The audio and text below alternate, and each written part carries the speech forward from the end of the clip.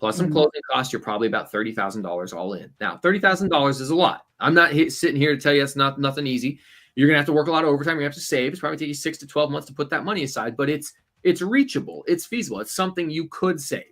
Yeah. $30,000, you buy that first property. But instead of doing what most people do, which is buy a house, buy a duplex, triplex, or fourplex. Yeah, but Mike, it's not in the city I want to live in. Then make a sacrifice. Live further away. That's what I did. I moved 45 minutes away from where I worked so that their houses were cheaper, so I could afford one. So you're going to put that 5% down on a 2 to 4 unit building. And your question was, well, what happens if something happens? You lose your job, you can't work anymore, and now you have 2 mortgage payments. That's really tough to do. Well, if you buy a 2 to 4 unit building and you get owner occupied financing, which means you're going to move into one of those units. Let's say it's a triplex. You move into one. You've got 2 tenants. Ideally, those 2 tenants are paying rent. That rent should be close to, maybe even more than what the mortgage payment is. If you move out of the house you're in now, I don't know how long you've owned it, but the odds are, if you've owned it for probably around 5 years, because you said you refinanced back when rates were low, odds are you can probably rent it out for close to what the mortgage payment is, maybe even more. As time goes on, rent will go up, your payment stays the same, minus the insurance and the property taxes. And so real estate gets better with age. It's kind of like men. And what you want to do is just give it enough time to get seasoned. And so sit there on your properties. You develop things like equity. Well, you can borrow equity to invest. Now, that can come with risks. You could botch it up, but rents will go up, equity will increase, and you can use those advantages to become profitable. I'm not going to tell people to go out and buy 50 units a year. There's some coaching programs out there that are like, hey, scale to 100 units in 12 months. Most of the time, those are pretty predatory, very unlikely to work for you. They're just trying to get a quick cash grab and have you buy their course. Ideally, if you were to buy one rental at a time every 2 to 3 years for the next 5 years, 5 years from now, you have 5 rentals, and then you retire at 25 years in, you're going to have 4 or 5 paid off rentals. Who knows what rent will be at that point? These things are going to be paying you thousands of dollars a month. They're going to dwarf Social Security, dwarf a pension, dwarf a 401k or a Roth IRA. The tax benefits and breaks for real estate destroy everything else. I pay no taxes legally on the income. I pay a lot of property taxes. But there's just so many benefits if you do it safely. As one of the commenters, Jen Tam, said, I'm doing it the right way. I only always do things the right way. Wow. That ego, we're going to have to bust that ego down a little bit. Please bring me somebody. Speaking of an ego bust, I'm going to go ahead and get everybody backstage. It looks like we already have a full panel ready to come on. Here we go.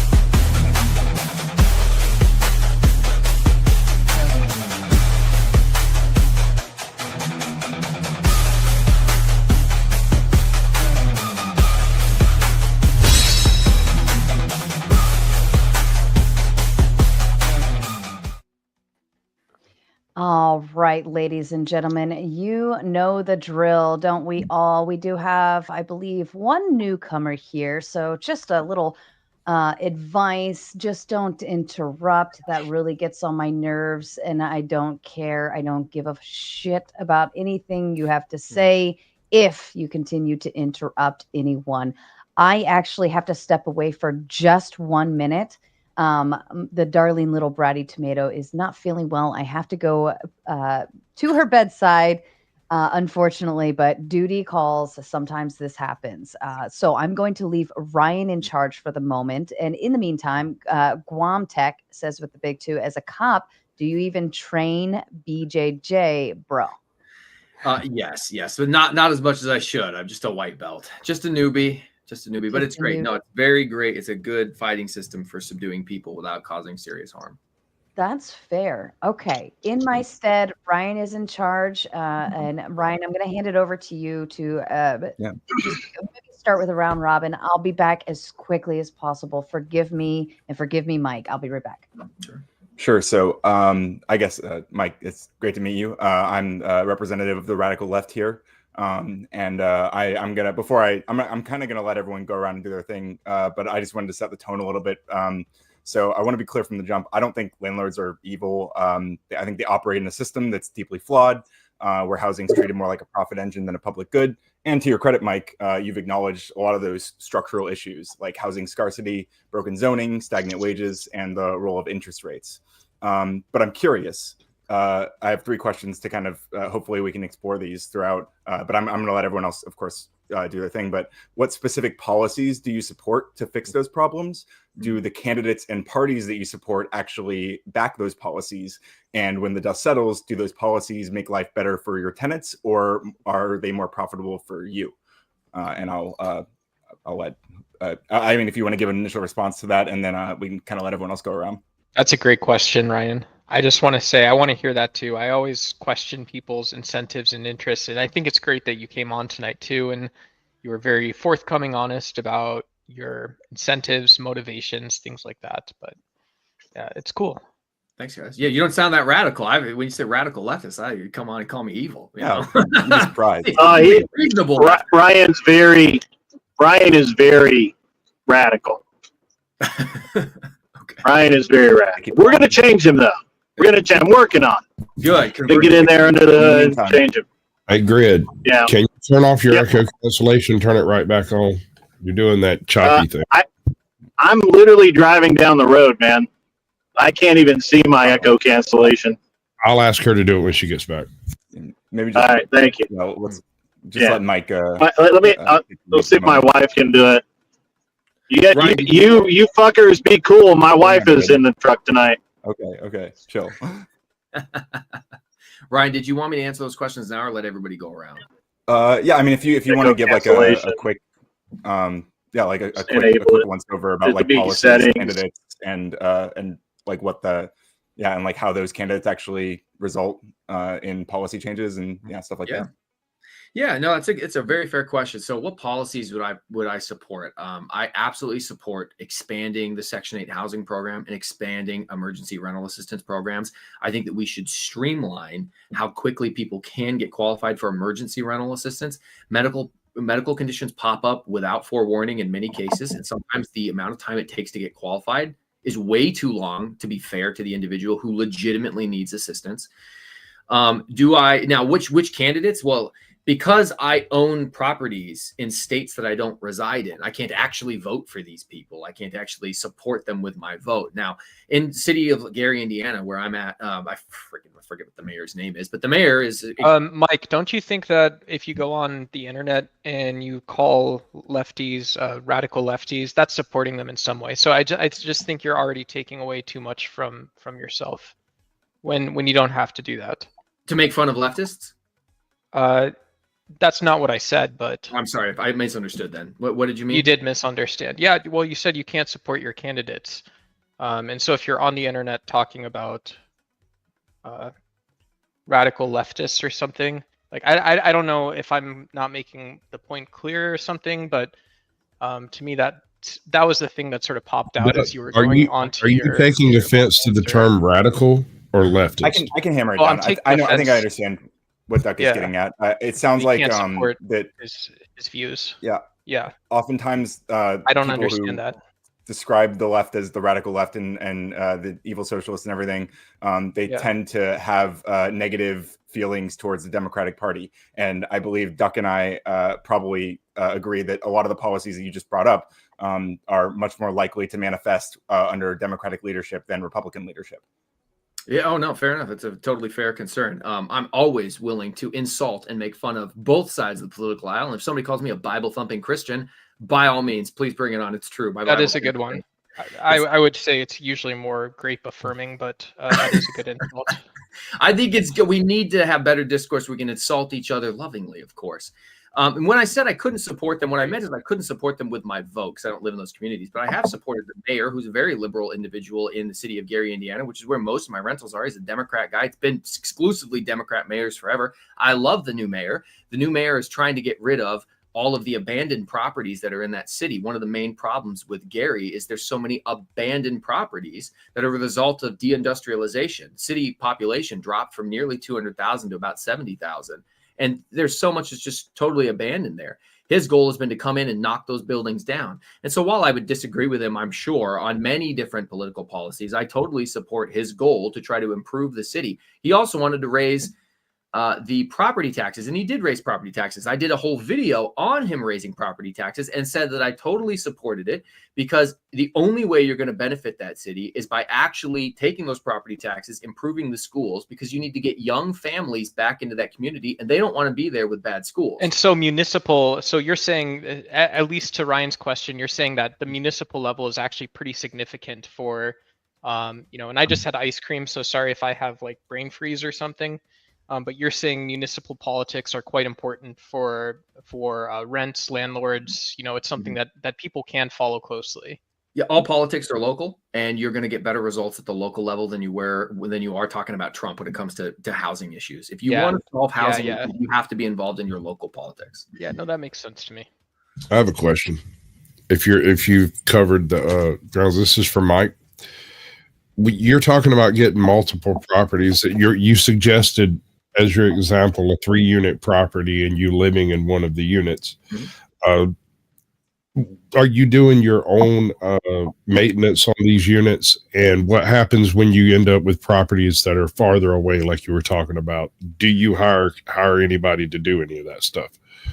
No, absolutely. Yeah. So the duplex that I live in right now, I've done all the maintenance on it myself over the years. Things like change out a water heater, clean the gutters, fix the roof, small fixes. Something major that's outside of my skill set, I've hired a plumber a couple of times. I hate messing around with water. I'm just not good at it. And then when it comes to properties at a distance, especially things that are multiple states away, yeah, I have a property management team. I have contractors that I've vetted over time, and I will hire those people to go out there and handle the problem because I'm not making a flight. Right. That's the point I wanted you to bring up, was vetting the contractors beforehand. You have to trust them just on their word at first. Right. But when something goes wrong and there's no explanation, you move on to a different contractor, cut your losses, do what you have to do, whatever lawsuits are necessary, but move on. Don't go back to the same sinkhole that sucked you dry the first time. Sasquatch, how would you hire someone to install a bidet in case your lady parts got uncomfortable? Well, when I start having lady parts, I'll let you know. However, the bidet question actually comes down to a matter of taste.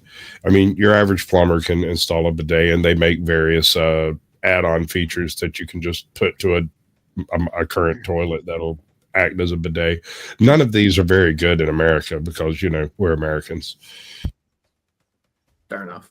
I've never installed a bidet in one of my rentals, just FYI. Any other questions, fellas? Did I answer your questions, Ryan? Yeah.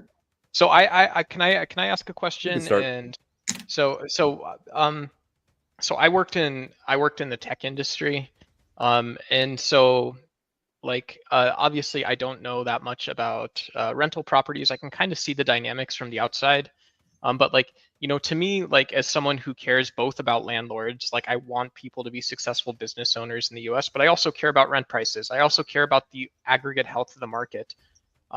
It seems to me that real estate gives a ton of different people something you probably understand with your background as a cop, gives tons of different people a chance to be successful once they can get that first foot in the door. Right. But it also seems like there's a complete lack of typical market descriptions in a market, when perfect competition, when these weird network effects where you're starting to have really large realty groups and stuff come through areas. They really start getting expanded and all that stuff. So I'm sort of curious, not to duke it out, but is there outside of data providers and stuff, is there a severe lack of information for people in real estate to actually understand what's fundamentally driving markets in a certain direction and why that is? So you're talking about for people in real estate as individuals who want to buy houses, or you're talking about the professionals who work with inside the real estate industry, like realtors or investors? So I would say it's probably it's actually both, right? I would want, I would wonder where someone in your profession would go for information about, what sort of decisions they can make, what's possible over the next 12 months, even if you just have cash sitting around, it he just sounds like he's done way too many drugs. His name is Duck. Yeah, he goes by Duck. I think I understood the point of the question that he was asking. He's like, where do you go to get good information? Oh, I'm back. Yeah. Sorry. Awesome. Sorry. No, it's okay. Apologize. It's okay, Sarah. I actually, the thing is I had to hand my phone to my wife because I'm driving, and she hit the wrong button, and then I had to come back in. So it's all right. Oops. So it's all right. We forgive her because she's cute. She is. She is cute. And she's listening. Oh, well, hello, darling. Ticky Tacky with the big 5. Duck, let the man answer. Ryan, or I'll time you out. Ooh, shots fired. Did I miss? Did I miss? He gave a good introduction to it. Okay, there's definitely more to talk about, but I liked what he was saying so far. I have my grumpy cat face on right now. And Nate with the big 5 says, "Don't taste your bidet." Bidet? Is that the toilet thingy? Oh yeah. Wash your booties. Okay. And Lumberjack says, I spent 27 years in tech and 24 as a landlord. Ooh, that's quite the credentials there. He is recently retired. He's a very, very smart guy. Had a very big income at one point. I won't out him here, but he is the real deal. Also had a lot of articles written about that guy. That's fair. That's fair. All right. Well, I leave the floor open to you, gentlemen. I have no idea where we left off or what was going on, so I apologize. Sorry. He seemed to be asking a question about where you can get more information, where you can get more education. And this is actually where I'll caution a lot of people. You'll see a lot of young wannabe influencers flashing a bunch of cash, money, Lambos, and Instagram hoes saying, you want to be like me, buy real estate, buy crypto, buy whatever. You don't need to buy a course to get educated on how to invest in real estate. There is so much free information on YouTube. I never paid for a course until I had been investing for years. I found almost everything I needed for free on YouTube or at a book. And books, I mean, $10 on a book. $10 on a book. Get it on Audible. Listen to it while you're driving around. There's good information out there. You don't need to pay for coaching, mentoring, or programs. Can you pay for those things? Sure. Are there good coaching, mentoring programs out there? Yes, there are, but you don't need them. So if, like me, you were really, really broke and every penny mattered, well, do the research yourself. Wade through and sift through all the different YouTube videos. And if you want to streamline the process, sure, consider a coaching program. But if you're spending more than $1,000 on a coaching program about anything financial related, I'm sorry, you're probably getting scammed. That's fair. Flo? Oh, go ahead, Greg. Yeah, my wife and I actually buy a decent amount of real estate, and actually one of her pet projects, has been a real estate fund that she's doing in the Ohio area, and that seems to be really good for us. So that's a different direction, because we actually have investors, as I think Mike was talking about, that they put money in the fund. We purchase the houses, take care of them, do all of that, and then there's a way that all works out that I'm not going to go into. I could maybe get her to wake up enough to get into it, but I doubt it. So are you know what I think actually, Grid, is maybe since you do investing and obviously Mike is in that realm of things, maybe it would be cool to have him on your show to kind of talk a little further, Mike, if you're interested in that. Of course, he's a legend. He's all over the internet. He is. I love Grid. He's our little businessman here that we refer to when we need to know something about investing or whatnot. Yeah, actually, the guy that we have tapped as the CEO of our fund, I could get him on the show as well, because we have a different strategy. We don't buy multi-family, or we don't buy multi-unit. We do single families, and we're buying. I mean, it's just a totally different strategy than what Mike's doing. As a matter of fact, I won't touch a multi-unit at all ever. I think they're just a horrible idea. And but when we bought about 20 houses this year, and I think we bought 10 houses this year. We're going to buy 20, and we'll probably do. I don't know what the goal is. Maybe 50 within the next year and a half. Great, it's great. Now, why would you not want to touch the multifamily units, Grid? Like, what is because all the reasons that Mike likes them and they work for him, and that's great. And I think it's cool that he's able to do that. For me, it requires way too much attention. It requires way too much time. I have, like, in my single family rentals, I have people that want to rent from me. I'm actually about to renew a lease this month on somebody who's already been in the house 3 years. They love the house. They take care of the house better than I would. We're going to increase their rent by $100 a month. They expect that. Right now, they pay $21.50. They pay $20. They pay $2,000, but they're always late, so they was paying me $21.50. So they're basically. They just love the house, and I think for a 3-bedroom house, the rent in my area should be $2,500 for that unit. I have it at $2,000, so they'll gladly accept the $100 a month increase, and they expect it. And then, matter of fact, all of the units I have are going to renew. They've already contacted me. They've already reached out. They already expect a small rent increase. They're ready to sit down and sign papers. As a matter of fact, I'm going to do that next week. We just rented the apartment in New Jersey. Now that is we do own an apartment in New Jersey, in Jersey City, right across from Manhattan. We just rented that out. That's on a 1-year lease, and we're going to reevaluate whether we want to continue renting that. Mm. And Grid, I'm actually going to go ahead and boot you only because your audio freaking sucks. But that was a good. I know. I'm in a truck. I know. It's your fault, Grid.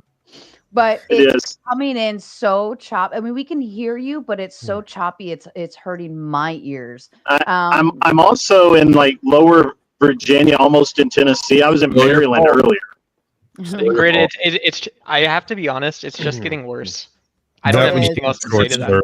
You chose Gold medal for the Yap Olympics, though. I love you, Grid. I think it was very productive towards the conversation and a great addition. But I'm going to urge you to save your thought processes, and then you can actually have Mike on, and you will be fully on cam and in studio and ready to rock and roll. And I think that he will be a wonderful guest for you. But your mic sucks tonight on your phone. Okay. But we love you. Say hello to the wifey. She's so funny. And we'll catch you next round. All right. Oh, sorry. All right. And then backstage, 10th man is here, but I also have Robert backstage, and I have Cleaner. Cleaner, I know you. Robert, I'm going to need you to cam up backstage for me at some point in time before I can throw you up. But chat, if you want to shake up the panel at all, you know what to do. Outside of that, I leave the floor open. And Flo, I kind of wanted to know if you had any thoughts to add in. No. So, I mean, because we've talked offline that I'm a fan of Landlords. I think it's one of the few ways that somebody can go from the, hourly class to the asset ownership class. So I'm a big fan of that stuff. Not so much a fan of cops, but not everyone's perfect. But you mentioned earlier, just kind of in passing, something about the philosophy behind whether or not it's moral to treat people or to charge people rent. What is the argument against it? The argument against charging people rent? Yeah. Yeah, I mean, typically the philosophical argument against this is like what you would see, like the communist argument, the wealth extraction. Because the landlord is getting in the middle and not offering a service, they're extracting rent. People will typically cite Adam Smith, the father of modern economics, who lived in the 1800s in Britain. And they will say that from his work, the book, The Wealth of Nations, even he was against the term rent seeking. This is a very cursory surface level understanding of what he actually was referring to. Rent seeking 225 years ago meant a totally different thing than what it means today. He was specifically talking about rich aristocrats who inherited land and made no improvements on it, renting out land like pastures for people to graze their animals on. And so because they made no capital improvements, they made no investment, they didn't buy it, there was no property taxes, there wasn't any insurance, they had no skin in the game other than they just got to get in the way of what the business owner, the farmer, needed, which was fields for his cows to graze on. And they got to extract wealth that way.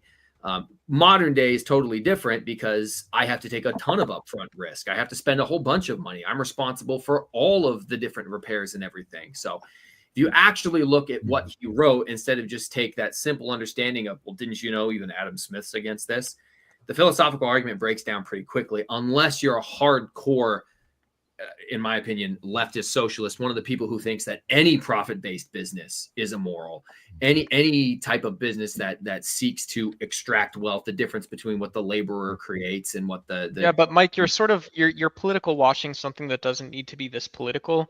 Like, and I appreciate you're a great listener and stuff, but like, I would personally be mad that someone talks about rents and contracts that any business owns, whether it's a landlord or anything else, and says, well, like, look, you know, there's at least this one end of a deal where you have liabilities. That's bad for business owners. You know, if you know, you have to sort of think of what else, how other people do the same process. Doug, what are you talking about? Well, I mean, the guy owns a business. He should. But I mean, that wasn't I wasn't dogging you. I actually don't have a clue what you're talking about. Yeah, like if I'm a business owner and like maybe I love Mike. Mike's doing a great job. So I'm paying him $2,000 a month for rent, and I have to do that. Congratulations, Mike. He loves you. And I have to do that for the next 24 months. But then I also have other, you know, like who knows, maybe I rented like a giant cookie maker. So Mike's renting me a warehouse. So I make cookies in a warehouse. That's what I do. I make cookies in a warehouse. I pay Mike rent. I pay someone else for the industrial cookie maker. If that is the one way I can do this, maybe it's great. I love cookies. Cookies are the best thing ever for. If I could interrupt Duck just for a couple seconds here to do a commercial for the show, if everybody could please share this stream to all your social media platforms, hit the like button to you know, get exposure. Let's get her at the top of the algorithm. And also, please donate to get me a 1v1 against Millennial Mike, because I wrote down some stuff here, but I'm going to ransom it off. I'm not just going to fight for exposure to be able to talk to him. So hit the like and go ahead. Good job. Back to you. Doug loves cookies and he loves Mike. So I love Mike. I love cookies, but no matter what, every month I pay your rent just went up because you love Mike. Yeah. Yeah, I mean, I'm okay. I'll be look at the smile, man. I'll be a sucker for the guy for sure. And I'll probably give him some free. But regardless, every month I'm paying $3,000. I meant someone else besides Ducko. Hold on. I'm signing out.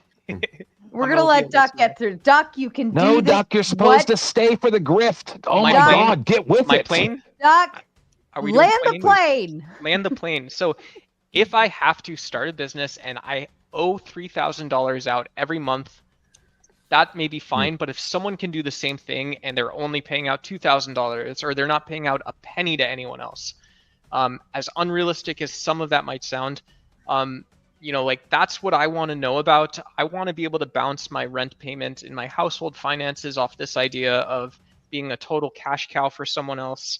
And I want to be done thinking about it then. Personally, Duck's lazy. Look at my beard. I haven't shaved in 3 years. I want to be done thinking about it after I know that. For the record, we are all cash cows to somebody. True. Just saying. It's true. Like whether you have a mortgage or whether you have rent, you are a cash cow unless you live off in the woods and you live off the grid and all of those things and you like produce your own food. And there's nothing that you rely on anybody else for in order to survive. You are a cash cow. Isabella Live in with the $2. Good man. You sound like the solution. Lumberjack says, my multifamily rentals bury single family returns. Single family is the short bus investing. So why, and maybe Mike, you can help me with Sure, that, because I want to know why is that differential between the two so stark? It's going to be super market dependent, right? Different markets may have a surplus of multifamily units. Different markets may have less multifamily units. Single family might work better in one than another. I want you to think about it. Put yourself in the mind of a Section 8 tenant. The way Section 8 works is they give you a voucher that says how many bedrooms you qualify for. You qualify for 3 bedrooms. This voucher is good for a 3-bedroom rental.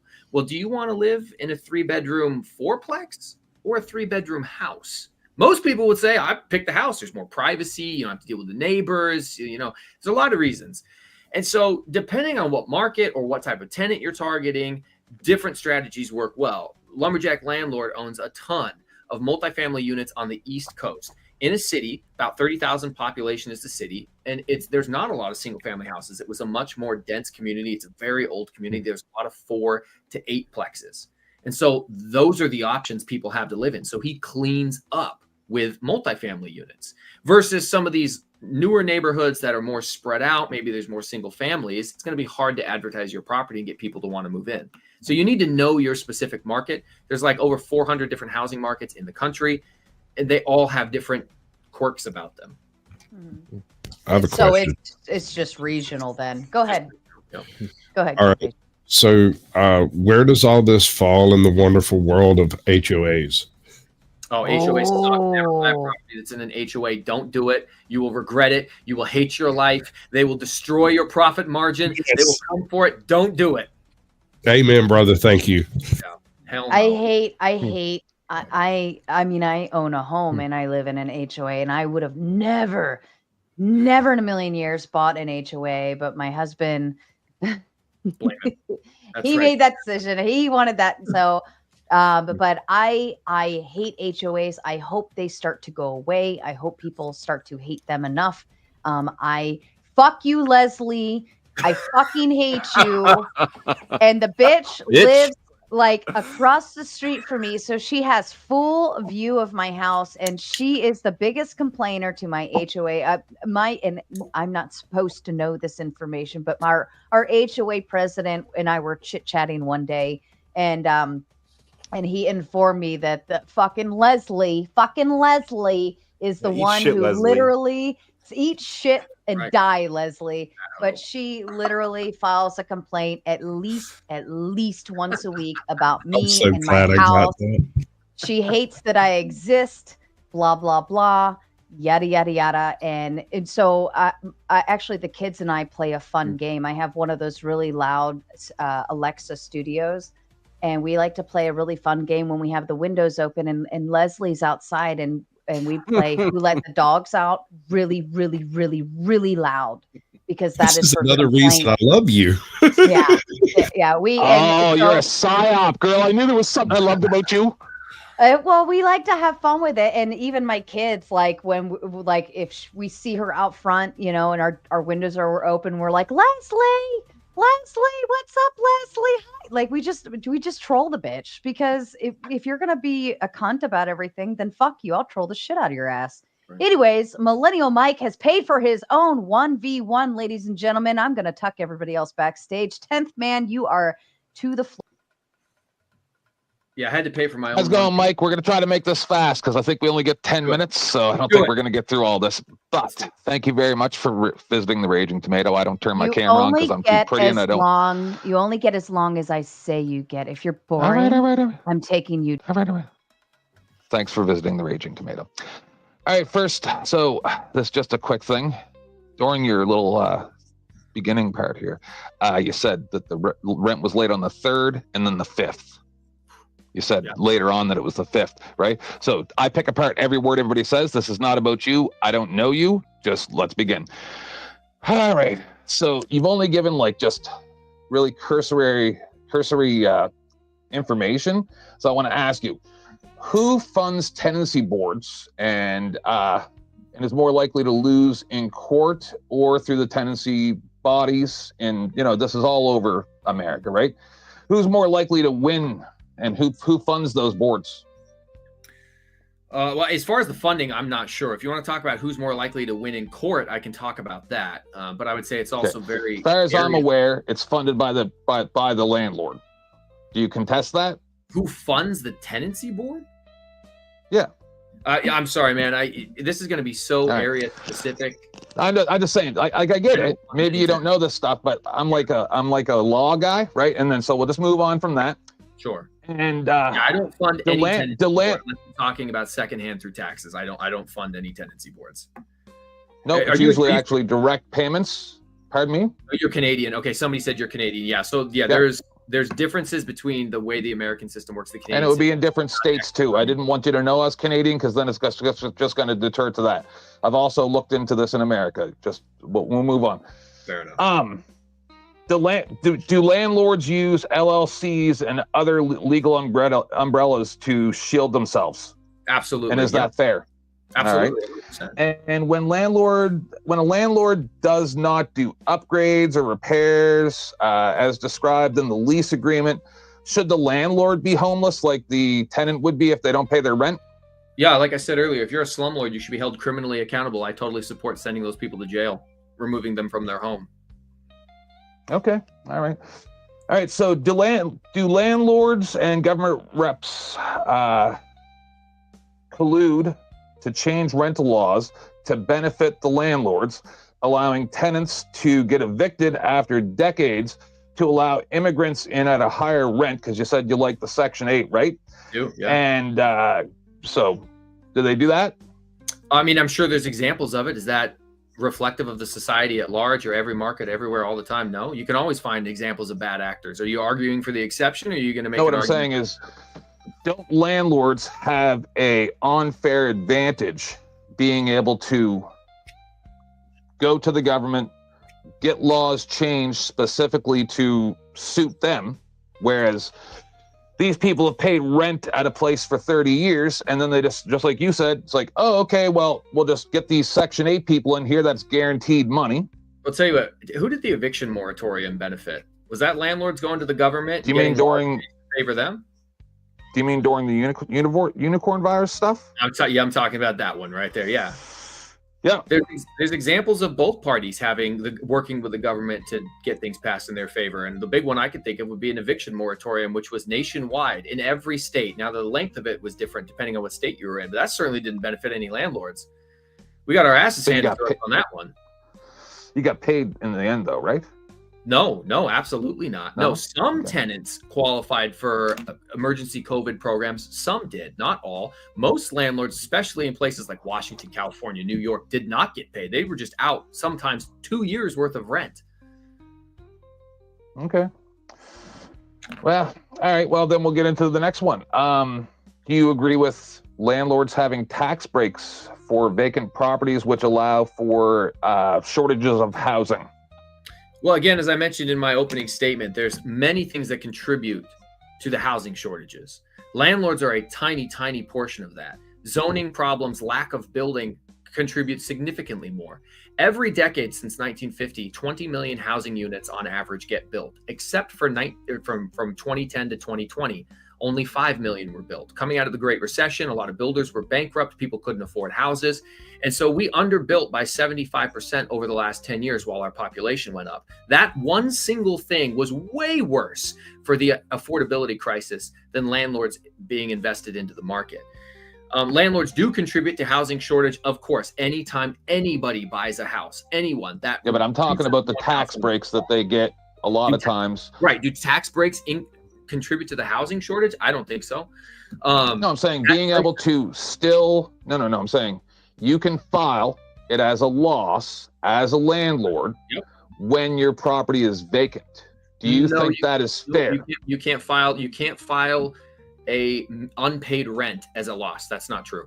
You can file what's called depreciation on the house. So the house's value is divided up into 27ths, and you can file 1/27th of the value of the house against your income. So you have to have had income from the house in order to have tax claims against it to reduce the tax burden on that income. You cannot file. See, I'd have to push back on that because I've seen many documentaries, at least not many, but 3 or 4 of Canada and the US Okay. where entire buildings are owned by foreign nationals, Sure.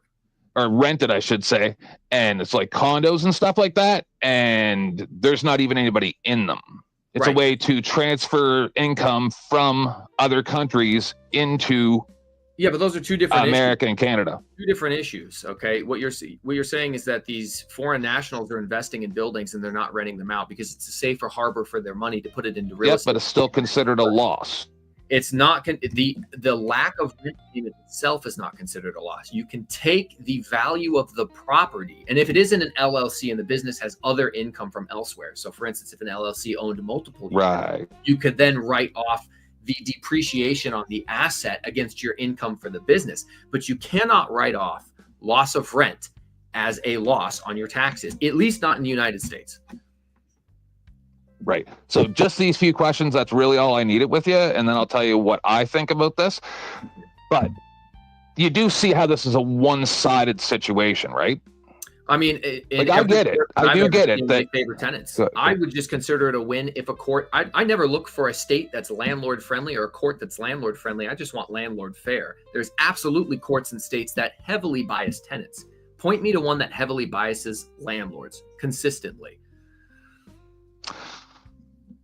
A lot of places, to the point where police will just show up with you saying that you're the landlord and do whatever to the tenants. I've seen it too many times. You have to provide exact specifications because again, what I do for work, we absolutely cannot. I'll have stuff ready for when you go to grids. I'm perfectly fine with it, man. I'm happy to look at it. The police absolutely cannot show up and do an eviction without an eviction order, which has to be done by a judge. It's not that. No. I'll be ready. Yeah, no, the police can't show up and evict them, but I can. Yeah, Sasquatch is whooping ass. Have you like what's the highest extent you've had to go to boot people? Well, like I said, I've gone through the eviction process. I've never had to have the police show up. Once the judgment is issued by the court, no tenants I've had have ever come to the point where it took police showing up. Okay. Now, that is something that does happen. It just hasn't happened to me. And again, ultimately, that's their decision. If the judge issues a court order that says you shall leave and you choose not to leave, you're in violation of the lawful order by the judge. That's right. It's not my fault. It's a fair process. We went and had our day in court and you lost on this issue. Here's what you're supposed to do. Leave. That's fair. Grid 1 comes in with a big 10 and says the short bus only goes to the multi-section 8 houses. The debate between Lumberjack and Grid 1 is what needs to happen, I think. Ooh, that might be interesting. A Lumberjack follows up to say that 10th Man is a Canadian, but he read on the internet once, laughing my ass off. What a joke. 10th Man, what say you? Thanks for your engagement. Nice. That's fair. Inquisitive Archivist with the big 5. My refugee tenants are the best I've had. Always respectful and keep their houses clean. Have you had to operate with any type of refugees or sources that are? So Chicago had a whole bunch of illegal immigrants or whatever you want to call them, people that were coming there at one point. I only have the one rental in Chicago. It was rented the whole time, but I'm friends with other investors in Chicago who were renting out. But again, a lot of that was government programs that were paying for the rent. And I understand the argument. I think an argument that was being made by 10th Man was some of the local tenants are being displaced by this influx of people who are now getting government money to back them to house these individuals. Is that fair to the local people who were there? No, I don't. Well, that's what I'm saying. Yeah. There's one thing you said right there I really want to push back on, because you characterized refugees as illegal immigrants, but refugees would definitionally be people who are here legally. Okay, good point.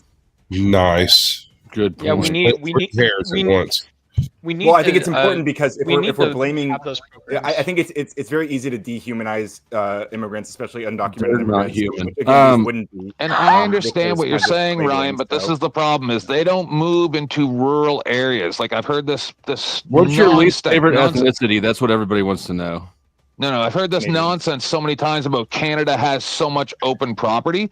Nobody's moving to that open property because 6 to 8 months per year, it's uninhabitable.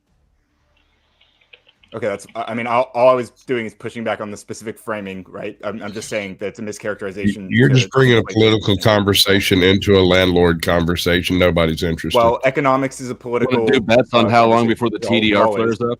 Yeah, I'm actually on that point. Let's do it. Let's get to the TDS because I know you're all going to get triggered when I do this. But I mean, it's not because I don't like. It's not because he sends mean tweets or whatever. It's the policies. So under Trump, we did see huge cuts to rental assistance. It's faster than I thought. We saw a botched. You complained about the eviction freeze under Trump. That had no rent forgiveness in a lot of places, and there were tax policies that primarily helped BlackRock more than people like Mike. And now we have Trump also bullying the Fed to slash interest rates again, which once again is great for Wall Street, but terrible for market stability and people like Mike and the tenants that. Wait, you think that we're better off with high interest rates? I think that Trump bullying the Fed to raise interest rates. You think that low income people are better off with high interest rates? I think it's way more complicated than that question. I think that's a way more complicated question than what you just asked me. I think you know that because you know. It's really not. That's actually a pretty straightforward question. That's probably one of the most straightforward questions Dusty's ever asked. Yeah, I do agree. I don't feel like it is. I think that what you're doing right now is you're complicating things because you keep saying I feel and I feel and I feel and I feel, and you don't actually think of anything. You just answer an emotion. So I understand why it seems complex. Right before because I want to respond to that. The reason I say I feel statements is because it's a humility character way of framing. So I'm open to information that will change my mind. No, it's a way to not get. I used to talk like that too. It's a way to not get. I thought I was talking. Up. Ryan, please continue. Yeah, so I feel statements because it's kind of a habit that I use intentionally. The other thing, because it makes conversations more accessible. It makes people feel less pressured when I'm asking questions that are informative for me and them. Okay, so it's not because I'm just speaking from emotion. Okay, I'm telling my real thoughts. I'm just using feel because it's a more humble way to approach the conversation. Just go on with what you're saying. Yeah. So Trump bullying the Fed to slash interest rates. I think primarily the way he's engaging with this is more likely to help Wall Street than it is to help people like Mike. Do you disagree? Why? Yes. Why? I mean, that's my feeling. How does higher interest rates help poor people? How do higher interest rates help poor people? I'm sorry. I'm talking about the market stability of Trump pressuring them, right? Education. The market stability impacted financial executive branch. I'll come to Ryan's defense here. Mike, go ahead. You want to know? Yeah. You want to know how high interest rates help poor people? They're a direct counter to inflation. Now, it absolutely sucks to have interest rates go up. It absolutely destroys people's ability to afford houses. They're not a direct counter to inflation. Housing affordability is made up of three things. It's wages, price, and interest rates. So you're right when you say housing or interest rates totally makes housing more unaffordable, destroys businesses' ability to rent. It's going to come back and there's going to be severe problems with higher interest rates.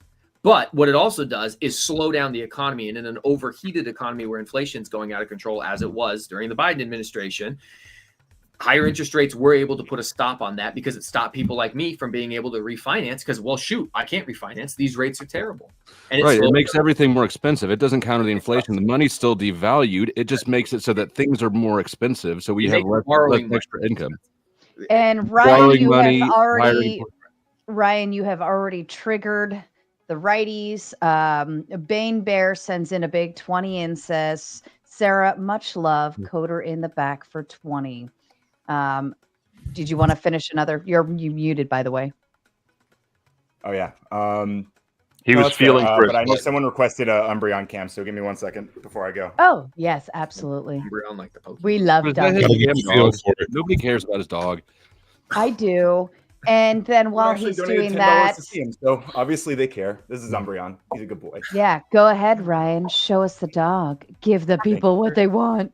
You're out of peanut butter, aren't you? We gotta go. Right. We gotta go into full solo layout. That dog looks so depressed. Oh no, he looks so cool. I wonder how the dog feels. That dog's like, I'm so tired of peanut butter. Are you live? Looking at you going, I feel problematic. Did you wake him up just to put him on camera? Yeah. Poor little puppy. Whatever. He wakes me up. it can go This both is ways. true. This is true. I agree. All Do you right, have you a guys. sexual dog, sir? Oh my God, stop it. And Ivory Fool has been waiting patiently backstage. Hello, Ivory, to you. Let me get through a couple of super chats and then we'll kick back off. Lumberjack says with a big 5, 10th man, no one cares what you think because my 7-year-old understands it better. He has no clue what happens. He's a Canadian with no clue. 10th man, what say you? I don't see any facts there. Well, you said you're a Canadian. I love the chat. I love all of you guys. But seriously, when you're just like, I don't like 10th man, he's gay. Okay, thanks for the money, dum-dum.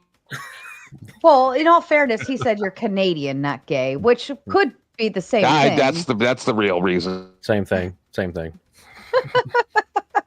And Lumberjack follows up to say, hey, Grid, I will compare returns any day. Step up or shut up. Holy shit. I did not expect this to be such a hot topic. I was like, I remember calling Flo and I was like, what do you think about this landlord topic? Like, is this going to be a big thing or what? And apparently you guys love it. So whatever. Is Grid trying to say that single family gets as good returns as multifamily? Because that just doesn't make sense when you consider building a structure and getting a loan against the structure and how many then different families you can put in it. Multifamily makes way more sense. I have an odd bit of experience here. I'm neither a landlord nor a renter, but I was the person that would move people out and do the maintenance and all that stuff. Multi-unit housing comes with multi-unit problems. Like they don't get along? Yeah, there's all of that. All of that. They don't get along. They don't share driveways. None of that stuff. It can work. I mean, it can work great. Sometimes it doesn't. And when it doesn't, it's nothing but a ball of problems. Mike, question from Mike. In your experience, single family homes versus multi-tenant, do you find that single family homes, when the tenants go in there, they tend to view it more as their home, which might play into the fact of, oh, if it's a multi-tenant, they might treat it differently and worse? In my experience, everybody views where they live as their home. But what I have noticed with single family homes is typically they'll stay longer. If you're in a multi-unit and you have the opportunity to go to a single family for a similar price, you're probably going to move to the single family. And so having single family can limit tenant turnover. But again, it's market specific. Different markets are going to have different results. Yeah. The only other thing is that go ahead. Go ahead. No, go ahead. I was going to say I'm a bit disappointed, Mike, in you. I just want to say a little bit of a critique. Because I was hoping to come on here and, you know, there was going to be a bunch of crazy leftists screaming death to landlords, but you came in too strong. Your points were too on point. So when you go to grid 1, pretend to be like dumb or something. And like, I haven't even gotten started yet. And I got some static with the, there's too much with the interest rate being an offset to inflation. It's not at all. It's not at all an offset to inflation. Inflation. Fight. I've got a good question. Inflation is a dilution of the dollar's purchasing power. All increased interest rates does is extract cash out of the economy so that people actually have less dollars to spend. So it hides the supply side shortages by increasing the price side changes. Well, I mean, it changes the investment dynamics. I want to add on to what Dusty's saying. Whereas the increase in property value then benefits the landlords and the property owners, and it just decreases once again the ability for anybody who there's a guy. I need to shout out Mike 23. All right. Sorry, go ahead. There was a guy on Piers Morgan a few months ago, and he said, and everybody tore him apart, just like people are trying to do to anybody who's trying to explain the truth. And he said, the reason why I became rich off of stock is because I keep betting on the decreased power of the middle class and everybody just becoming either rich or poor. And I always win. So you can say whatever you want because I don't care. And Lost Ronan in with the big 20. Please, no one ever wants to talk about how the main cause to the housing shortage and the market inflation is caused by single and corporate investors buying up all the single family properties. It should be illegal. Mike, that's not where market inflation comes from. Yeah, I agree. The Lost Ronan is absolutely lost. They are completely confused. They have no idea what's going on. Google how many how many rental units are owned by the larger Wall Street hedge funds? Something around 3%. And another thing that you'll see, and I agree that on the surface this looks terrible, what you'll see is a hedge fund work directly with a builder to build an entire neighborhood. And that entire neighborhood now all becomes rentals. And on the surface, you're like, well, that sucks. Nobody had an opportunity to buy those houses. And I can agree with you. And I would even be in favor potentially of some legislation that would restrict hedge funds from coming up and just swooping in and buying all the housing.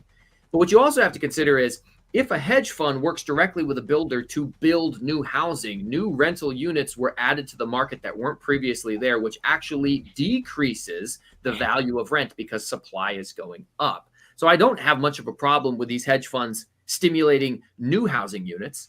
I have more of a problem with them coming in and just buying up an already existing market, which you saw with some of the online companies like Zillow and Redfin when they tried to invest in like markets like Phoenix, and they ended up bankrupting themselves. No, they didn't go bankrupt, but they closed those programs down because they were losing money on them. Mike, Right, but is that because you actually have a problem with hedge funds, or is that because you have a problem with the fact that they can do it and you can't? No, I think that the reason why I'm willing to give ground here and say, I might be in favor of some legislation that might restrict this, but I've never heard anything compelling enough for me to support it, is because at a philosophical level, I do want to see, as someone said earlier, regular people be able to afford and buy houses. And if I can actually see a nexus drawn between huge hedge funds coming in and destroying affordability or taking opportunity away from regular people, if somebody can draw that nexus for me, I would be open to the suggestion of some legislation. But as it stands right now, I'm sorry, they're too much of a small share of the overall market, only about 3%, and they stimulate the building of new units. So until someone can make the argument to me that actually proves they're destroying the housing market, I can't support it yet. And inflation comes from exactly and only one source, that's printing money. That's just wrong. That's just not I do actually have a really good question for Mike, because he was touching in a little bit earlier on the fact that, like, you know, the amount of tax breaks and whatnots that you get, and you know, getting loans and things like that, and how it can be difficult whether you're a landlord or whether you're a property owner just trying to buy a property, right? Or a homeowner buying a home. And you're saying it Sarah can had be any of those people? Yeah, no, I'm saying it can be equally as difficult for each of them, right? And you touched on that, and Sarah kind of hinted a little bit that, you know, like the VA home loan doesn't necessarily always help you so much, because it does give you that hindrance in the beginning, because you have that belief that since you have 0% interest for a while, like you don't have to make any payments for like the first year or 2 years or whatever you end up getting through the VA. That, you know, that'll help you, but in the long run, it actually does hinder you, because you're not putting a massive down payment down that will reduce your overall interest, right? So I was just curious, the points that you didn't bring up about the advantages of being a landlord versus just a regular property owner or homeowner was like, I mean, you know, landlords do get tax breaks. Anytime anything breaks in your property, you actually can get a tax break for the cost of that piece. So if you have something that costs like, I don't know, $7,000, like an air conditioner, you know, they can cost upwards of $7,000, sometimes even higher. You can get a majority of that $7,000 back in tax breaks at the end of the year, whereas a regular property owner or homeowner can't. We just get shafted. Also, you get some points added to your loan, which can reduce the overall cost of your loan that property owners and homeowners do not get as a landlord. So when you go in to get a loan, you can actually get points over time that will reduce your overall cost. Now, it does depend on the bank. Not all banks offer that, but a majority of the bigger banks do offer those types of deals for landlords. So I agree with your first point, which is that you get tax write-offs that aren't available to a regular homeowner. Absolutely. Each rental is its own business. Any costs associated with the business get to be written off against the income as a tax break. Your second point, in my experience, and I challenge anybody to call any home loan operator, landlords pay a higher interest rate than homeowners do. When you have owner-occupied financing, you're typically going to pay 1 to 1.5% lower on your interest rate than an investor will. If you right now would qualify for a 6% interest rate, it's guaranteed 7.5% for me as an investor. And the only thing I can do to get my rate down is to pay a bunch of money up front to lower my rate. You just get that rate given to you. And individual homeowners do also have the option to buy down their own rate. You can only buy it down so much, but so can an investor. So the second point, I'm not familiar with a loan program that favors landlords. Usually investors actually pay a premium. There's specific law that gives owner-occupied financing preferential treatment, and that was put in place to try to help people get houses. Hey, Mike, Right. can I My ask a apologies. follow-up question? I think the second point was more towards investors that would actually have, like, I don't know, 200, 300, 400 plus properties who have been doing this for like 20 years because they have the capital to do things like that, like take massive amounts of investment from a bank and get the loans and things like that. They'd probably be better to speak on this. No, and I would agree with you. So in fact, the lumberjack landlord, the guy who's super chatted a bunch of times, he teaches people how to negotiate with banks. Once you get to a certain size, banks will make programs for you because you're essentially a trusted client. So they will cut you special deals that regular people don't have access to. But that would also include me. I'm nowhere near the size where I can go to a bank and say, yeah, I want you to make me a special loan program. He can do that. Hedge funds can do that. We can't do that. Right. I don't even know if it's that you're a special client when you have that much property. I think it's just more that there's more they can screw you out of if you don't pay, right?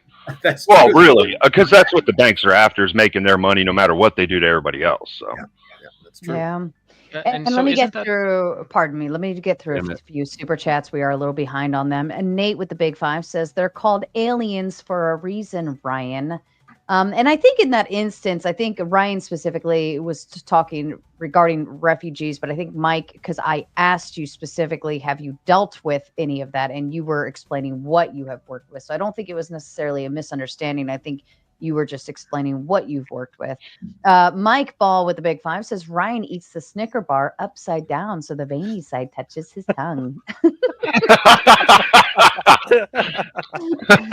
Likes I it love good. you, Mike. Lumberjack says that was all fact. You read on the internet once, we live it. That's what Grid said, and he is clueless. Oh, shit. My 53 buildings say so. Shots fired to Grid and 10th, all in the same sentence. 10th, what say you? Sorry, what? This was referring to his comment earlier about how you are just a Canadian, no one cares, and his 7-year-old understands better than you. Yeah. But what am I supposed to respond to specifically? I don't Oh, that was know. all fact. Yeah, I remember reading that earlier. Yeah. So once again, no facts. And I would just like to, since I'm being evoked again, Mike. So Oh, I've hold on. I seen have more numerous super chats to get through. Either I'm respond sorry. to the super chat or shut up. I am. Okay, so all right. I've seen numerous documentaries. So like I got to hear about West Nile virus every spring. Stuff like that, right? I'm done. Hold on. 3 sentences. Yet I see documentaries where people can't get their screens replaced in their homes, and then they're just told move out if you don't like it. So, we'll get into it later. All right. Sarcastic Warlock says, did Ryan have a finger up that dog's ass? That poor dog. Look, that is a sweet dog. He looks very comfortable and very happy. I would like to give Sarcastic Warlock a participation trophy. Thank you for playing, sir.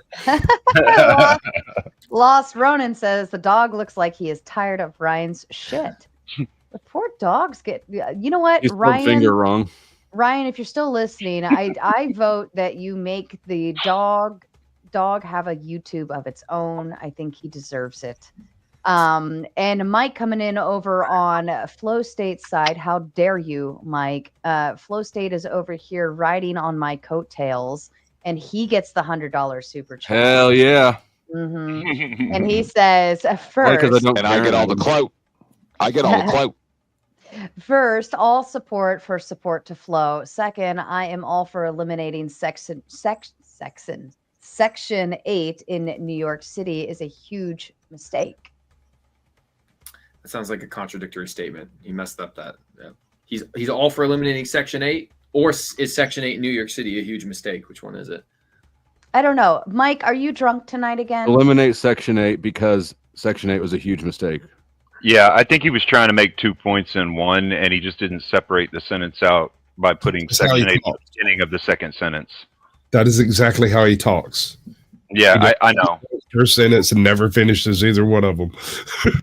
Yeah. I don't think you can make fun of a man as wealthy as Mike. And I think he speaks eloquently. Thank you, Duck. I agree with you.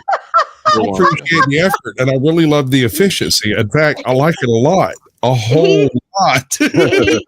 He speaks money, and we talk money, so it works. Fair enough. Compared to Duck, he's Jordan Peterson. Oh, goodness. Well, I don't know if I would agree with that. Oh, my God. That was good. Yeah. It was very good. Who did that? Was that Doug? That's impressive. That's not obvious. Lost wrote in it with a big 5, says, nice misdirection from Mike. I also included single investors like Mike buying up all the properties. Nice obfuscation, though. You need to learn to listen beyond just the first sentence, Mr. Lost Ronin. All right. As I said earlier, we underbuilt by 75% between 2010 and 2020. That was in the aftermath of the financial Great Recession. I don't know how old you are. But nobody was buying and nobody was building at that time because everybody had gone through a major financial hurdle. The lack of housing that stemmed from that is a major problem. Number 2, zoning. In a place like Washington State or California, just to put a shovel in the ground to start building a house, you're paying $100,000 out in permits. The cost that it is for builders to build a house is ridiculous, which if you go and I demonstrate this, go and look at the types of houses that are being built now as entry-level houses. They're all 3-bedroom, 1,700 square foot, 2.5-bath houses. That is not a starter house. A starter house is a 2-bedroom, 1-bath. That was what was built in mass post-World War II. That's why the Midwest, Cleveland, Indiana all have these little starter houses, 1,000 square foot, 2-bed, 3-bed, 1-bath houses. Starter houses now have gone up massively in size because the builders can't build something smaller and still make a profit. They have to push people into these larger platforms to actually make the money, which they're typically doing to offset the ridiculous amount of regulation and zoning costs that they're paying just to put a shovel in the ground. If you reduce the regulation, if you reduce the zoning costs, and maybe if you cut tax breaks to builders if they build actual starter houses, you'll incentivize them to build a bunch of product that people could afford. In your, I guess, ideal world, it would just be to make landlords illegal, and maybe that'll solve the problem. It won't. We're way too underbuilt.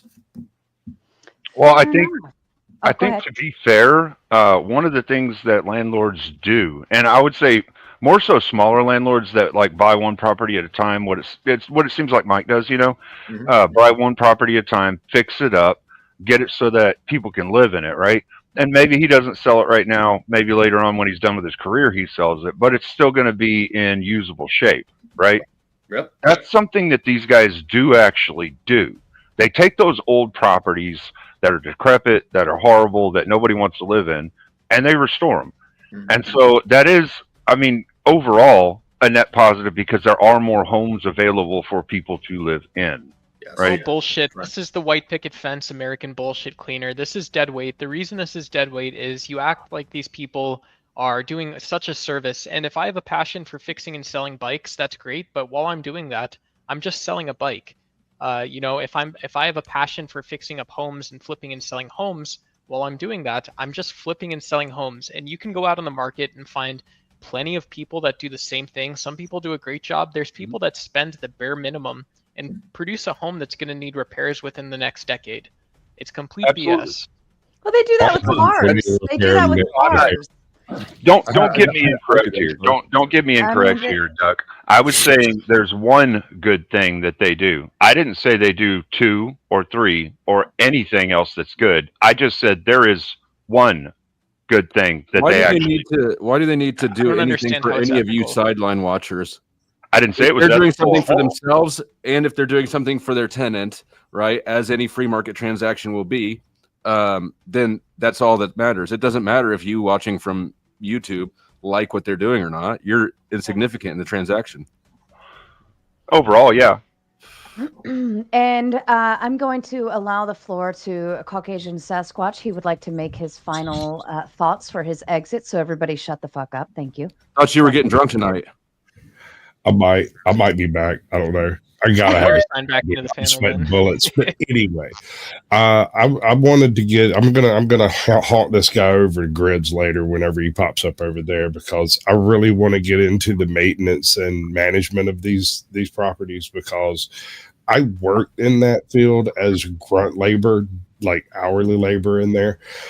I did 200 properties, 150 trailers, and me and another old guy managed the whole thing as far as maintenance and whatnot. Like you said, up to the point where it became too much for two people to do, and at which point in time we had to contract it out. And I really want to dig into all that stuff with you, because I'm so totally interested.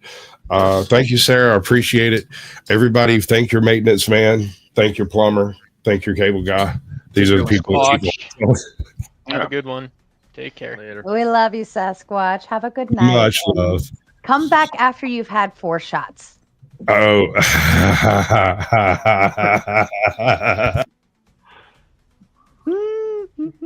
Okay. In that case, I'm not going to end my freaking thing, and I'll be back in about 45 minutes. Fair enough. We'll leave it running for you. All right. I appreciate it. I shall return. See ya. All right. I'm bringing Ryan back up. Oops.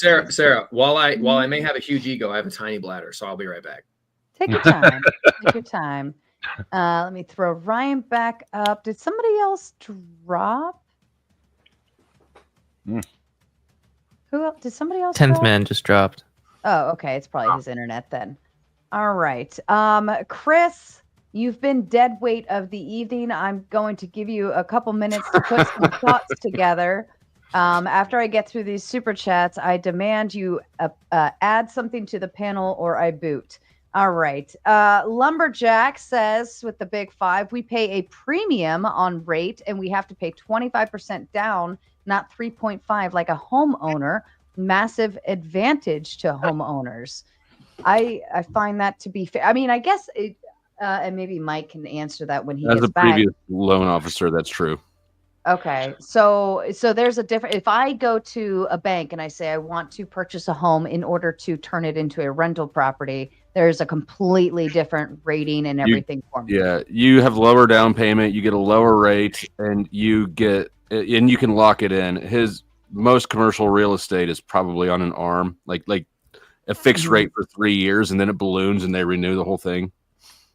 Okay, that's fair.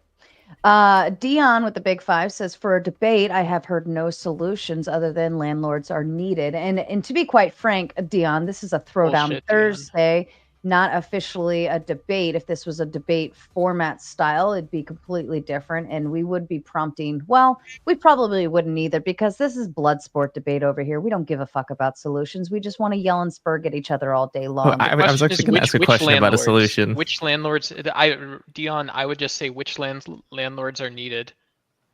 You know, I'll go make another high ticket course or something. Well, let me ask you this, Duck.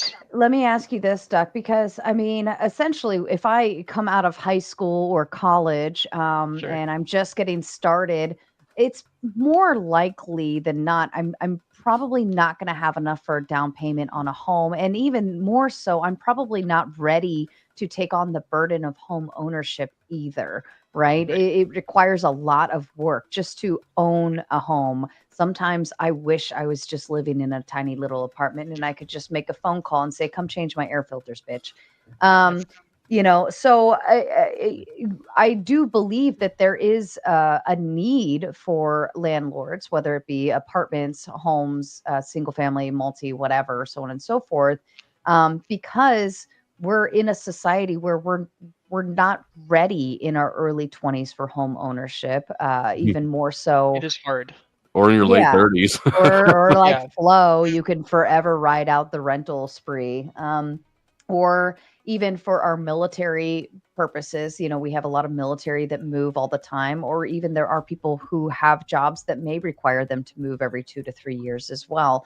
And investing in a home might not want to bear that burden quite yet. So is this just sort of push back? So not to interject, but is this like really pushing back into sort of that point that like, you know, like if we're being too harsh on people, then like what actually does it take to sort of, be successful in the homeownership game?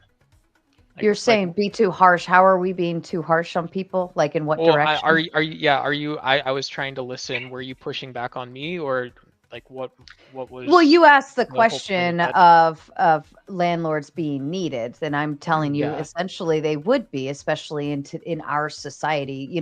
People don't live at home with their parents as like it's not a thing anymore, or Yeah. even more so. The cost of buying a house is significantly more expensive, so therefore, like you can't just your parents won't just be able to give you a big down payment and you just go walk in and buy a new home tomorrow. Like most of us start from a place of rental.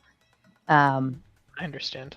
Yeah. So I think, you were questioning whether they were needed in that industry. And I think they absolutely are.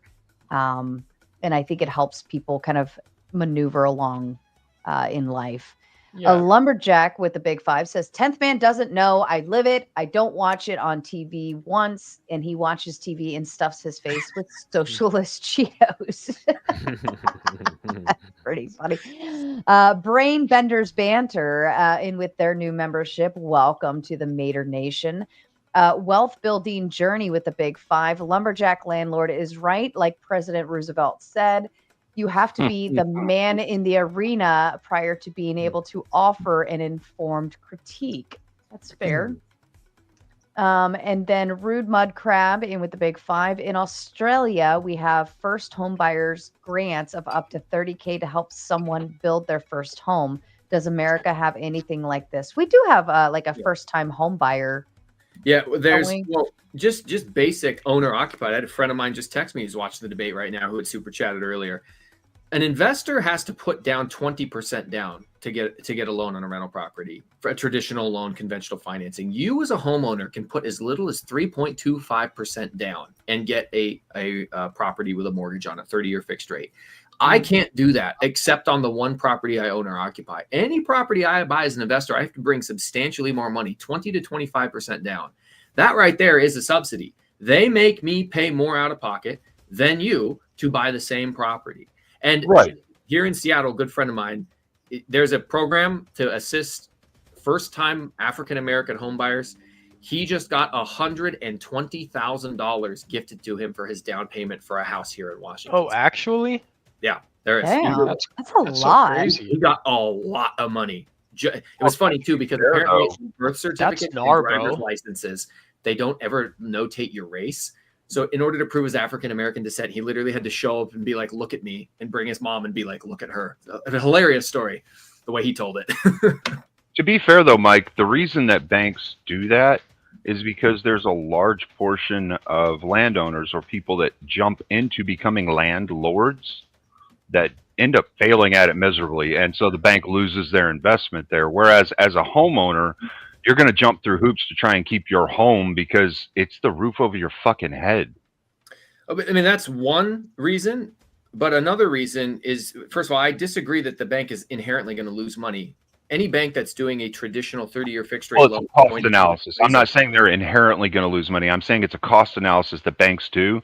Risk versus reward. Every bank does that. That's how they make money. If they didn't do that, they wouldn't make money. They'd be losing a ton. Yeah, you'll fight harder to keep your home than you will to keep your rental property because that's where you lay your right.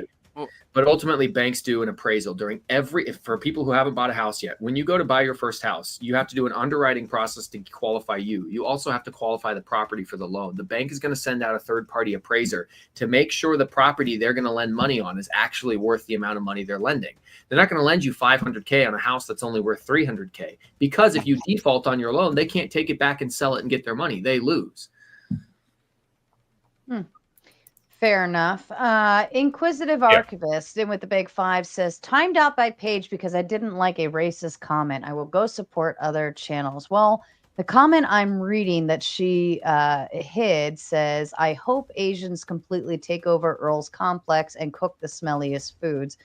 That in and of itself would be TOS oriented. And then you're talking about DV shit and all this other stuff. I mean... You got held accountable for your actions, lady. Yeah. Wait. Yeah. And Josh, I think Big I think Five. that so I tried to follow that that encounter a little bit in the chat while it seemed like Paige made a comment about immigrants being stinky, and then she replied with that comment about or I assume Inquisitive replied with that follow-up comment. So it's responding to Paige's initial framing of immigrants as being smelly. So I think that have you met immigrants? We're condemning. Where do you go feeling again when you're saying such strong things? It doesn't seem so humble. Well, I actually have a question for the leftists on the panel. Like, how do we fix this problem without, seizing their assets or capping how much money they can make from their investment or whatnot? We've said it like 4 times, and like Mike said it, like we just build more houses. The wiener shot. Incentivize building. You have to incentivize building. This was for the left. This was for the leftists.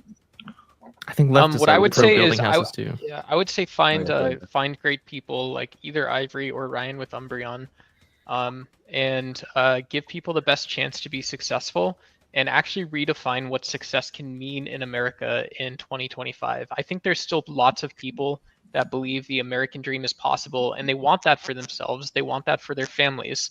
And so when we focus on that aspect that we can be in a state of success and we can also understand why that is the case, these far right-wing conspiracy ideas, which are really like the right's version of woke left ideology, these ideas can somehow be managed in a interpersonal space instead of, somehow being on like a Fortune 500 broadcasting company like Fox, whatever it is. We don't need to hear conspiracy theories that don't help anyone. What the fuck are you talking about again, Duck? I don't know. Josh in with the Big Five says, I heard Cash gets wiener shots from Ryan. So, Ryan, I'm going to slut your dog out. He's already slutting it. Yeah. Well, I brought him up because I saw the comment, right? But oh, sleepy dog. Are you sitting on like an exercise machine that you don't use? Are you live streaming? I have a. What do you mean don't use? Look, I may not be jacked, but I'm working on it, right? I've got a. It's a. Oh, he can work out while he streams. Oh yeah. Yeah, that's actually part of the plan. I can people can donate, and I'll do exercises and shit once I have that set up. But it doesn't look like there's very much weight on it. Can we make you do? I'm not here to impress you, Dusty. I'm not here to impress anybody. No, I mean even for you, it didn't look like you were struggling at all. Yeah, I probably need more weights. I probably need bigger weights. There's no weights on it. Lost Ronin in with the Big Ten. No. My issue is I cannot buy an old piece of shit cheap house to live in because all the investors come in, outbid or put cash down just so they can flip the house for rent or to rent it out for high prices. Ronin is an inefficiency. That's all that is. Ronin, you're an inefficiency. Your issue, maybe you're making a mountain out of a molehill, but it is real. You're not crazy. It is an important issue in any society. I had a ton of ice cream tonight, so I am also on the bitch train, but that's not from ice cream. Absolutely, I can actually speak to this comment a little bit because I have some experience. When I was in Vegas and I was trying to buy property out there, I was actually going to do a rental property, and I noticed that basically every one I looked at, people were coming in and paying basically all over the offer just to get it. And it was a lot of people coming from California and things like that. However, I do think it's market specific because as soon as I started looking at other places like Tennessee, which I love and I moved to eventually, I was able to find a house no problem. Mm-hmm. And also, were the people coming from California, were they investors or were they homeowners fleeing socialist paradise California? I think it was a mix, but I do think it was a lot of people fleeing, and they would sell over there. Since everything's going to shit over there, they would sell their house and then have enough to buy 2 houses. Right? Yeah. You said colonizing in a weird way because they bring their socialist policies with them. So a lot of that too. I'm sorry, the names disappeared, so I don't know. The guy in the red flannel who's smoking the pipe, he makes a great point, which is he moved to Tennessee. He moved across the country. Mo Rebuttal. Look, Yes, to sir. Lost Ronin, you are looking for affordable housing in the specific neighborhoods that you want to live in, which are, guess what, neighborhoods everybody wants to live in. If you're willing to make your sacrifice and move 45 minutes, an hour and a half away, prices will drop. You draw circles outside of the main city center, things become much more affordable. You want the best of both worlds. You want affordable housing and you want to live in the area everyone wants to live in. Honestly, it's just selfish. You haven't earned it yet. I haven't earned it yet. I don't live where I want to live. I live where I had to sacrifice to go and live at. There's plenty of houses you could buy. Gary, Indiana is famous for having 13,000 abandoned buildings. Most of those are single family houses. They've been, as I said earlier, I've remodeled houses that were abandoned for 20 years. There are so many on the market right now you could go buy. Why don't you want to buy them? Because you don't want to live there. And I support your right not to live there, man. But you don't get to complain when you choose to live in an expensive area. Mic drop, Mike.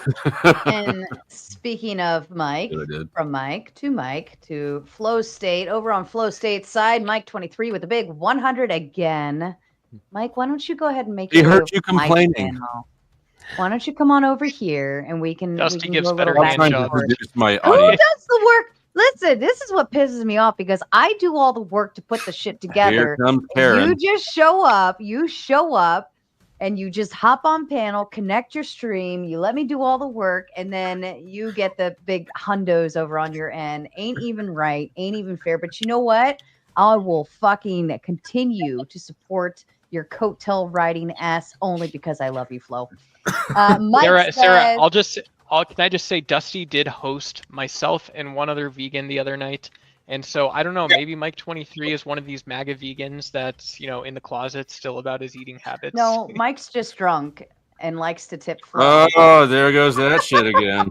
Vegans can get drunk too, Sarah. I'm tapping into the drama saga that Flo had for poor Mike. People, so dramatic. But Mike, you continue supporting Flo. He needs all the help he can get. Yes, landlord is needed, and not everyone has the capital. 10th man, don't leave, come back. Don't worry, Mike. 10th man is still sitting backstage, patiently waiting for his re-entry to the panel. But yeah, he is here. Lost Ronin in with the Big 10 says, continued, then I'm stuck with high rental costs and cannot save fast enough because the government is devaluing the currency at the same time. Hey, he finally said something smart. There's hope for him. All right. Yes. I think he's been correct this whole time. He's accurately describing a problem that, again, is not the fault of the landlords. You want to talk about what the government or what the Fed is doing to devalue the currency, create inflation. And sure, there's high rental costs, but here's another fact. You can look this up. In almost every single real estate market in the country, almost all of the time, it is cheaper to rent than it is to buy. Landlords provide autonomy by giving you a cheaper alternative to live in a market that you can't afford to buy in. So you're welcome. And don't forget to tip your landlord. Not true.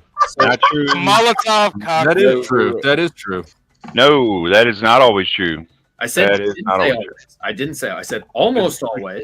There's a large portion of houses that are actually a lot cheaper to rent month to month than they are to buy, but there are also a large portion of houses that are a lot cheaper to buy month to month. The payments will be a lot less than renting. It also comes with a lot of other overhead, right?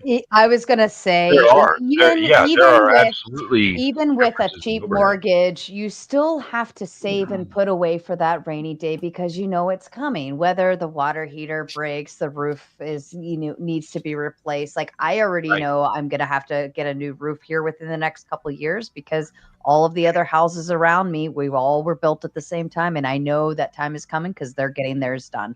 Yeah. So it is going to be coming soon enough. But you like that expense, you have to add that in to your saving, putting away for a rainy day fund every month because it's going to happen. So it can be cheaper one way or another. But to me, I look at rent as, well, that is it is a guaranteed expense. You know exactly how much you're paying every month and exactly what you're going to be doing with it. And when shit happens, the roof is needing replacement, the water heater breaks, guess what? It ain't coming out of my pocket, right? Yeah, how you spend your time matters a ton. I would just say this one thing I learned when I was making a shit ton of money is that house stuff can be such a freaking burden. I don't know if that's relevant, but how you spend your time isn't actually what always makes progress either. in terms of keeping up on maintenance, making sure you did your research before you made the purchase, and then if you didn't, do you have the ability or sort of support system to recover after that happens? Fair enough. And Mo wanted to go ahead and make his exit. So your final thoughts, Mo. Everybody else, shut the fuck up. Well, had a good time with this chat. Mike, I just want you to know, in your darkest hour, just remember, there are people out there like me that appreciate landlords like you. Thanks, man. Or I wouldn't have been able to move to Vegas, but I'm not going to tip you. So, all right. Just the tip. Oh, I don't think we need to. Now we're talking different conversation. See you later. See you later, everybody. Bye, Mo. Thanks for stopping by. And then Flo throwing in his extra 10 to drop Chris. No commentary from him tonight, but either he saw your super chat or maybe he stole the joy from me. I stole the joy from you. No, he did. Oh, he did. Well, and Can I get in and thank Mike for being a decent guy? Get out of there. That's my brownie. Mike is a very decent guy, but I have a very big inkling to I despise panel squatters. I do understand it's not always easy to get words in, but this is a pretty mild panel. There's no excuse not to contribute to the panel with some kind of conversation, but he is known for panel squatting, and it drives me nuts because those are spaces that could be filled up by people who want something to bring to the table. Lumberjacket with a big 5. Fewer landlords lose props in foreclosure than homeowners. The landlord generates revenue. Banks don't own the debt. They get paid to service the debt. That's not true, actually. Fewer landlords versus homeowners. No, that is not true. Percentage-wise, there's a larger proportion of landlords that lose properties in foreclosures versus homeowners. Homeowners is less than like 3%, and landlords, it's somewhere this year is somewhere over 24% so far. Now we're obviously not through the whole year, so I got words. Not specific foreclosure statistics for this year to comment on that, but I've only seen first quarter. All right, that's fair. And Mike over there dropping Powder Dusty memberships. Congratulations to all you lucky lottery winners over there. And Words are hard. Powder Dusty wanted to share his 1% of his $100 with me. How sweet of him. And another follow-up with another 1% out of each one. Thank you. I love He's a 1%er, huh? And then he comes in with a big 350 to say for your janky ass roof fund. I just replaced my roof like 2 years ago, and it was a very, very stressful event. This was the very first thing I had done as the Caucasian Sasquatch. Can you imagine my shock when I get a phone call? Mr. Sasquatch, I would like to talk to you about your roof. And I'm like, did not think that through, because I had emailed them, and I didn't think about the fact that my email says Caucasian Sasquatch, but these people were absolutely professional. They rolled right through with no problem, had a lovely dark-skinned Colombian lady come through and measure everything out. They took my money and then closed down the company and almost dipped out on me. That would be messed up. Unfortunately, see, they're a very local company, and I think he realized that I was a very local person when I showed up and was like, hey, man, what's going on? Oops. And then suddenly my roof got done like that. Magically. Brain Benders Banter with the Big 20 says, I purchased a home with a VA loan from my Navy service bank in 2015 in Northern California. The house is now worth over $500,000. I purchased it for $200K, zero down, and loved that they had high standards to approve a home for the loan. Approve. Yeah. Any thoughts to that, anybody? Kicked off next. Yeah, I mean, that's really good timing, and that's a lot of stuff, I think. I'm obviously not a real estate investor, but I think these are dangerous stories, which is cool seeing it's coming from a veteran. Sarah, thank you for your service while we're here. Dusty, obviously, as well. But like, I would just say, like, oh, you're not? Okay. He served time. He didn't serve. Well, still, you're welcome for breaking the law. No. But you can else. expect 150%, equity in 9 years, like all the time. Like that's the sign of an unhealthy market. That's the sign Agreed. that something has been broken in the last Agreed. 20 years, and it's not clear someone knows what that is. I would say Housing bubble 2.0. the Federal Reserve broke the housing market. If you, again, as I mentioned earlier, there's 3 prongs to housing: Are you going to justify this? wages, and interest rates. The Federal Reserve, coming out of the C-19 pandemic, when we sent everybody home, was concerned we were going to have major decline in our economy. So they drastically lowered interest rates, which is why in 2020, 21, 22, rates were in the 2 and 3%. Many people refinanced or bought houses at that rate. They kept those rates artificially depressed for too long. And what it did was it overheated the housing market. It pulled forward a ton of demand. It caused prices to skyrocket at a completely unhealthy rate. I'm not for 100% appreciation in a 3-year period. That's not good for the economy. I mean, this sounds more like a sales pitch than an economic explanation. I've owned my house for 15 years. No, it's a bit of both. Why is it not an economic explanation? It's a bit of both. I think no, it's it's bullshit. It's bullshit. You call it No, bullshit. it's not bullshit. Wait, Let him finish, Duck. How is it bullshit? Yeah, I don't know. I think you're just talking to talk, man. Absolutely, the Federal Reserve was impacting interest rates. Someone else said it in the comments earlier. A $500,000 house with a 3% interest rate is a $2,100 a month payment. A $500,000 house with a 6% interest rate is like a $2,900 a month payment. Just the interest rate alone can so drastically affect what you can afford. But when they lowered it, they brought in a ton of extra demand as more people could afford housing. That drove prices up because of competition. And then 2022 comes around and they have the fastest increase of interest rates. What would you have the Fed? Let me ask you. What would you have the Fed have done differently? They should not have kept the rates that low for that long. They broke housing. They lowered rates. What should they have done differently, though? They should not have kept. Literally telling you. It might also just be that because interest rates are connected to everything. So if they want to target like consumer spending, they also have to negatively impact housing at the same time. So it's like the Fed can't really, like, to Duck's credit, the Fed can't be so surgical with how they are like helping demand. But I think the big thing is that the sacrifice that we made for propping up the economy was like making the housing crisis worse. Right. Agreed. Yeah. No, they kept the interest. They have 2 options: print money and lower or raise interest rates. That's what they can do. Those are the 2 things they can affect.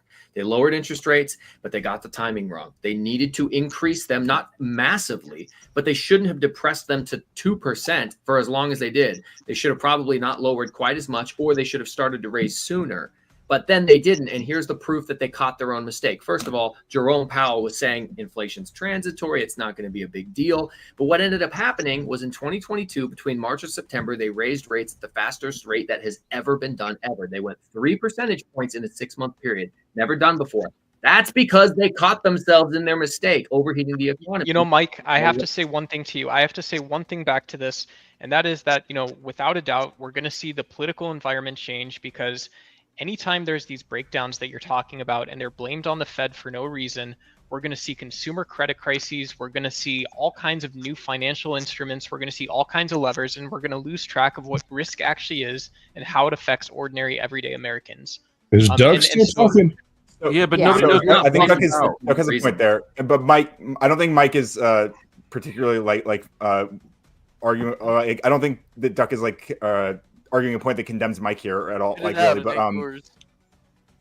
so I think I'm about to get kicked for a little bit. But I just wanted to add a couple things to that, because first of all, like those the Fed dropping rates when they did during C-19, that did happen and it was also pressured by Trump to make it even worse. Like he wanted to he tried to pressure them further. Like after they did drop the rates, he tried to get them to lower them more, right? And so which brings me back to what I was talking about earlier, which is Trump is doing this now. He's pressuring the Fed again to lower the rates. And to Flo earlier, asking me like the reason I was kind of thrown off, because like I wasn't talking about like whether or not like low rates are inherently bad or good. What I'm saying is when the executive branch is pressuring the Fed to lower the rates artificially, it's going to cause market instability. And the ones who are going to benefit from this are like the big companies that have the money right now or like have the money immediately whenever this happens to invest in housing. And one more thing, because I'm about to be on for at least 20 minutes. I don't know if I'm coming back on after that, but I think it's and again, I think Mike probably has good answers to this stuff. But it's easy to say like lock up slum wards right? But what I would really like to see is you stand alongside me, like pushing for the laws that actually would change the rules to make the behaviors that you're condemning be more punishable. So I'm not asking you as like a partisan thing, but as I think we all want housing to be more stable. Like, will you stand with me condemning Trump's pressure on the Fed to manipulate interest rates for political gain? Don't commit to that. Good for you, Ryan. I'm commit to that, curious Mike. we will, because if we care about tenants and independent landlords, I think that kind of interference hurts all of us. I'll be bounced back, but good for you, Ryan. I'm curious to hear your answer to that. Marxist babble. Hey, So, you no, know what? It's not Marxist. You know babble. what? Mike, it's not Marxist babble, is it? I didn't call him. I didn't call him on any of that Spurgfest bullshit he just did because he didn't start out saying "I feel." See, I was respectful. Aw, how kind of you. Brave of you. We have a Marxist and a revolutionary Marxist. These aren't quite the same thing. Oh goodness, lost Ronan in with the Big Tens.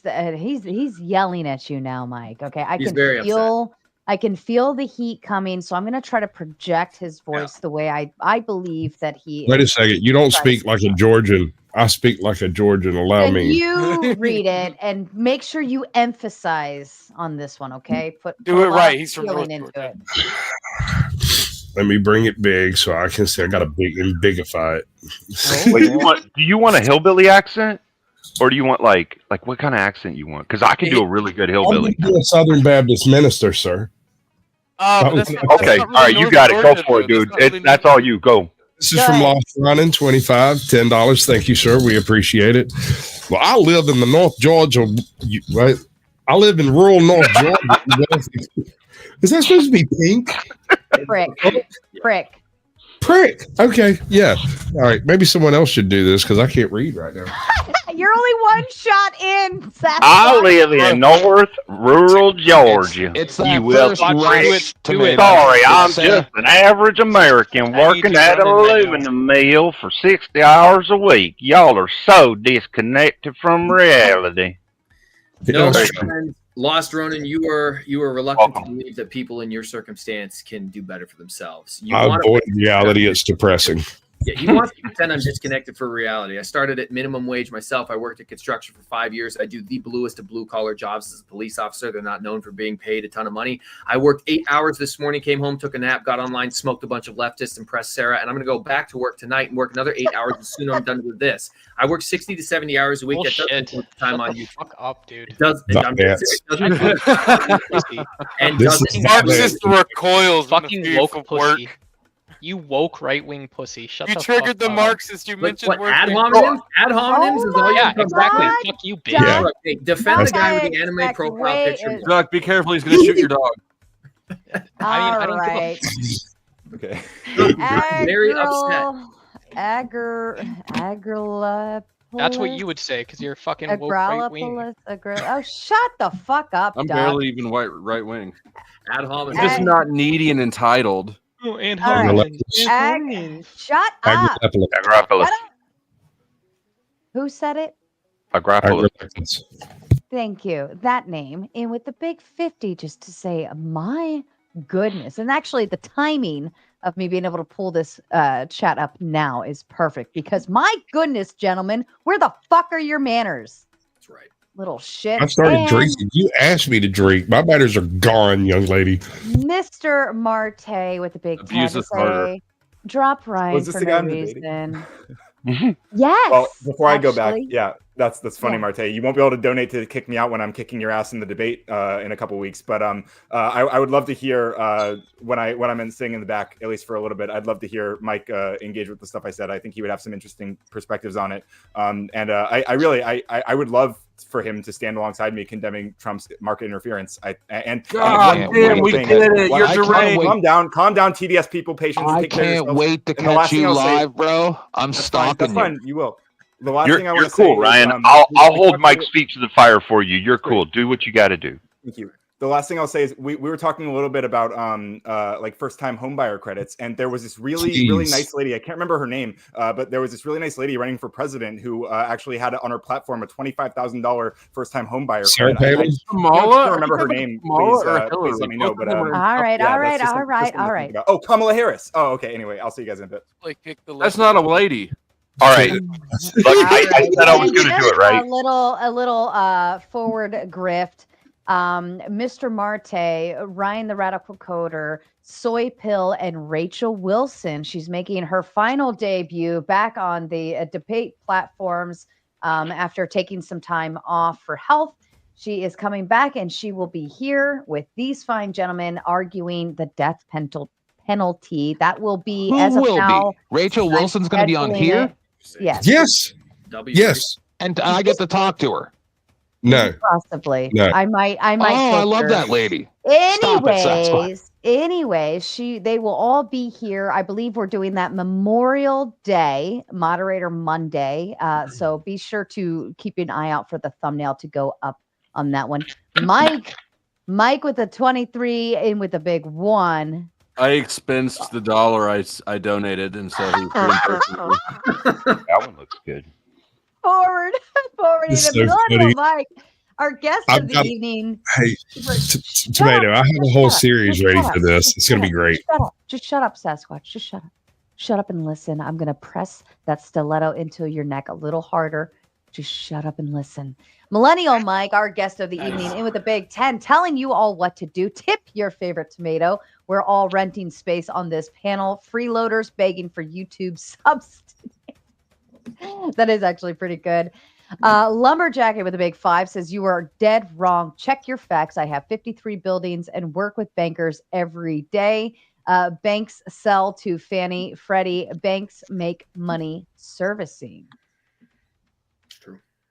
So, Mike, I said, like, I told Ryan I'd hold your feet to the fire on this and not let you escape it because, like, you got to answer this question, man. You have to. All right. Are you cool with people who spurg like crazy for no reason? No, not for no reason, but I spend my normal day handling those people on a regular basis. I was going to say, you're a cop. Okay, cool. I just held your feet to the fire. We're done. No, You work on a construction crew? To Ryan's question, he had said something about would I stand side by side with him and support legislation that would hold slumlords accountable? The answer is yes. Will I stand side by side with him and hold legislation that restricts the president from commenting on fiscal policy? No, I wouldn't hold anybody, or I wouldn't hold any politician and make them unable to comment on the economy. That's part of our system. You have to have more discourse, not less discourse. You may not like what the president's saying, but at some point, a president that you do like is going to be in power. And I'm not going to like what they're saying. So you're either. You're looking for a porn director with these answers, Mike. I just have one more question for you when I can have a chance, guys. He's offering up a fair answer. And as a guy who's not a debater, he's actually offering up a very fair answer, one that I think most people could understand. As far as landlords go, Mike's one of the good ones. Appreciate that. Thank Bullshit, stay out of I think he might be, landlords. Keep people from saying things about the market. Ryan had made an argument that he wanted legislation introduced to keep Trump from commenting or interfering with the market, as he put it, but it was by pressuring the Fed. And how does he pressure the Fed? With his statements. Yeah, no, that's dumb. Sorry, I can't restrict. It's Marxist babble, like I said. Well, yeah. Well, I mean, I wouldn't say that's Marxist babble. I would say that that's infringing on free speech, but I wouldn't say that to the extent. He only wants it for Trump and right-leaning presidents. I mean, he's not here to defend himself. So if you did make it for Trump, you'd have to make it for everyone, which I think is ridiculous. Politicians, of course, have to comment on the economy routinely in every political cycle. The number one topic typically is the economy, and it's the largest factor as to whether or not somebody gets reelected. Do you think the independence of the Fed is important? Now, that's a great question because the Fed can make mistakes, and we're all paying the price for it. So, and then if you really want to go into the conspiracy theorists about moving off the gold standard and the Fed and whether or not they should have the right to create the invisible tax on people by printing money, which is what printing money is. It creates a tax on people that they don't know they're being given as their money becomes less valuable. I think that the Fed as a concept is not a great idea. I like the idea of the gold standard. Can we ever get back to it? Probably not. I mean, are we so entrenched in the system right now that it's almost impossible to recover? Unfortunately, yes. Does it have to be a gold or silver standard? Could it not be a different standard, something else? I mean, it would be tough to provide what that's going like a to credit-based be. Land? I could be like a credit-based system, right? Real estate. No, credit won't work. Credit has to be based on something. Isn't our system currently a credit-based system? Look, the problem with any credit-based system is the same thing that it has always been. It started out with sharecropping, all right?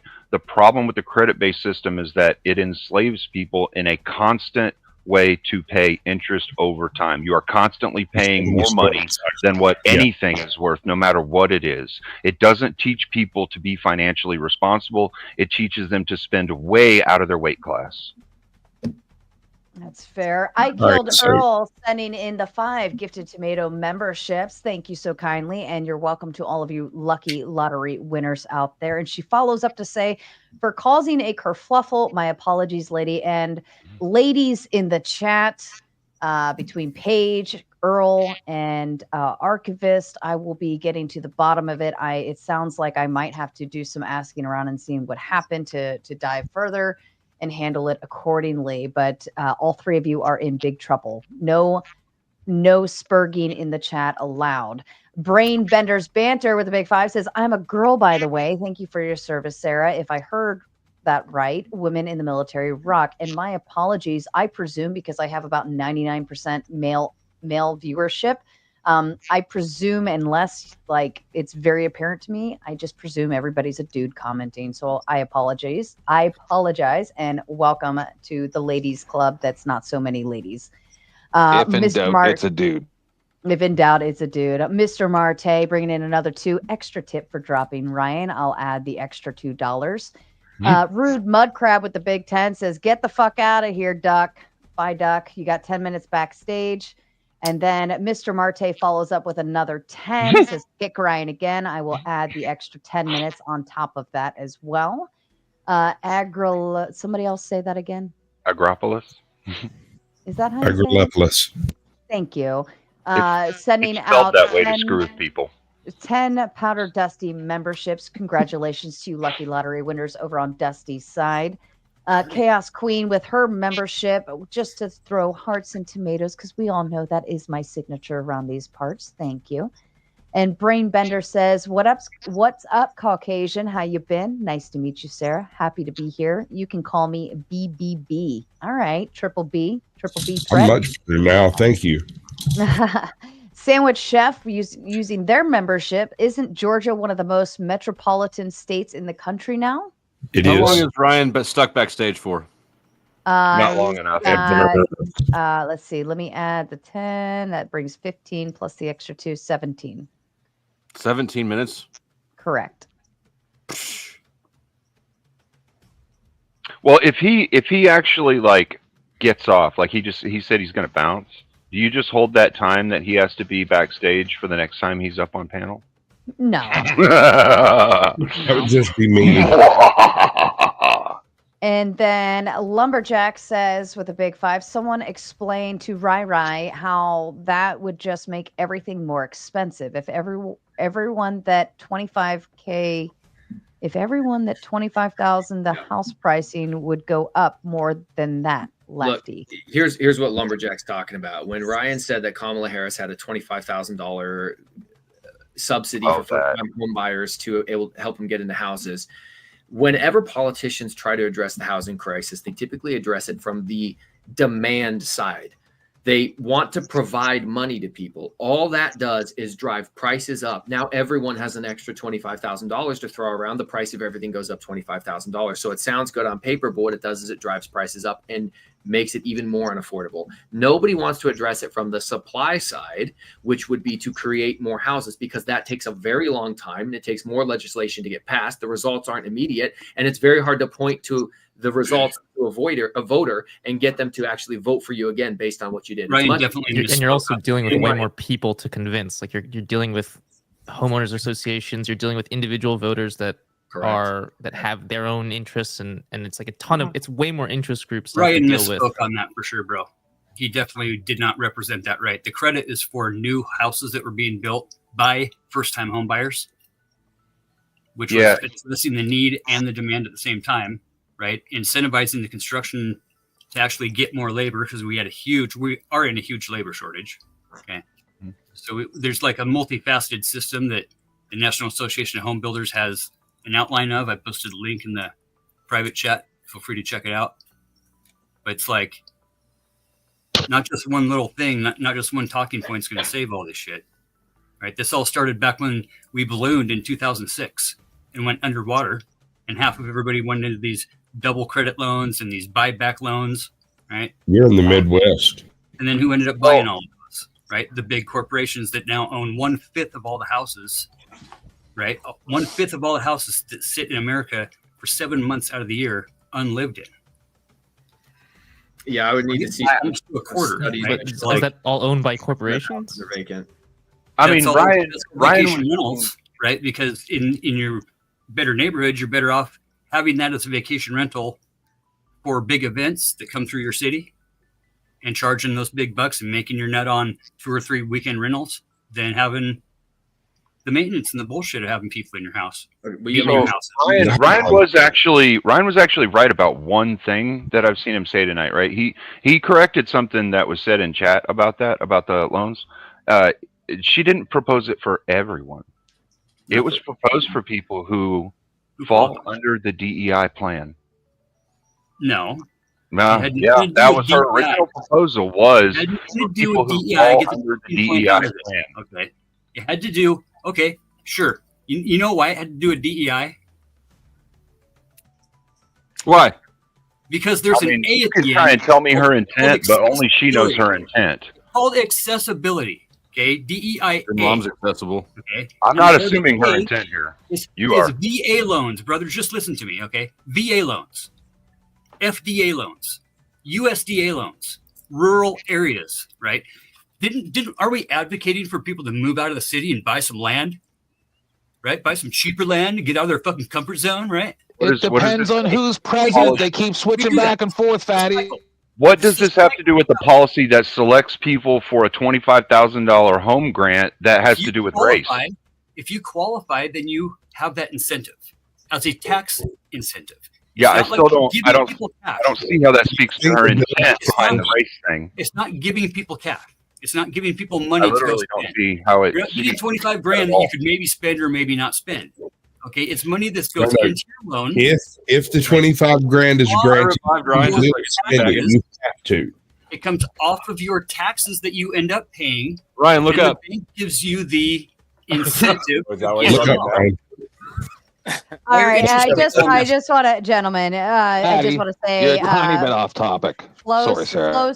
Flow State brought in $18 to buy Ryan back up on panel. Thanks, buddy. I guess he wants to go into his TDS or whatever the case may be, and lost Ronan in with a big 10. Oh, geez, the whole pulled myself up from my bootstraps motivational BS. For every successful story, hundreds of thousands work just as hard as you, if not harder, and don't succeed and never will. Well, I'll even speak to that because I am a pull yourself up by your bootstraps kind of girl, and I worked my fucking ass off to get where I am and to make shit happen. I don't sit there and I cry about it. I just see a problem and I say, oh shit, this sucks. I have to fix it.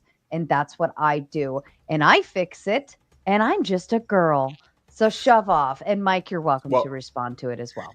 I couldn't agree more, man. He's got a negative mindset. He refuses to believe that he's capable of succeeding. And if he thinks he's going to fail, he's right.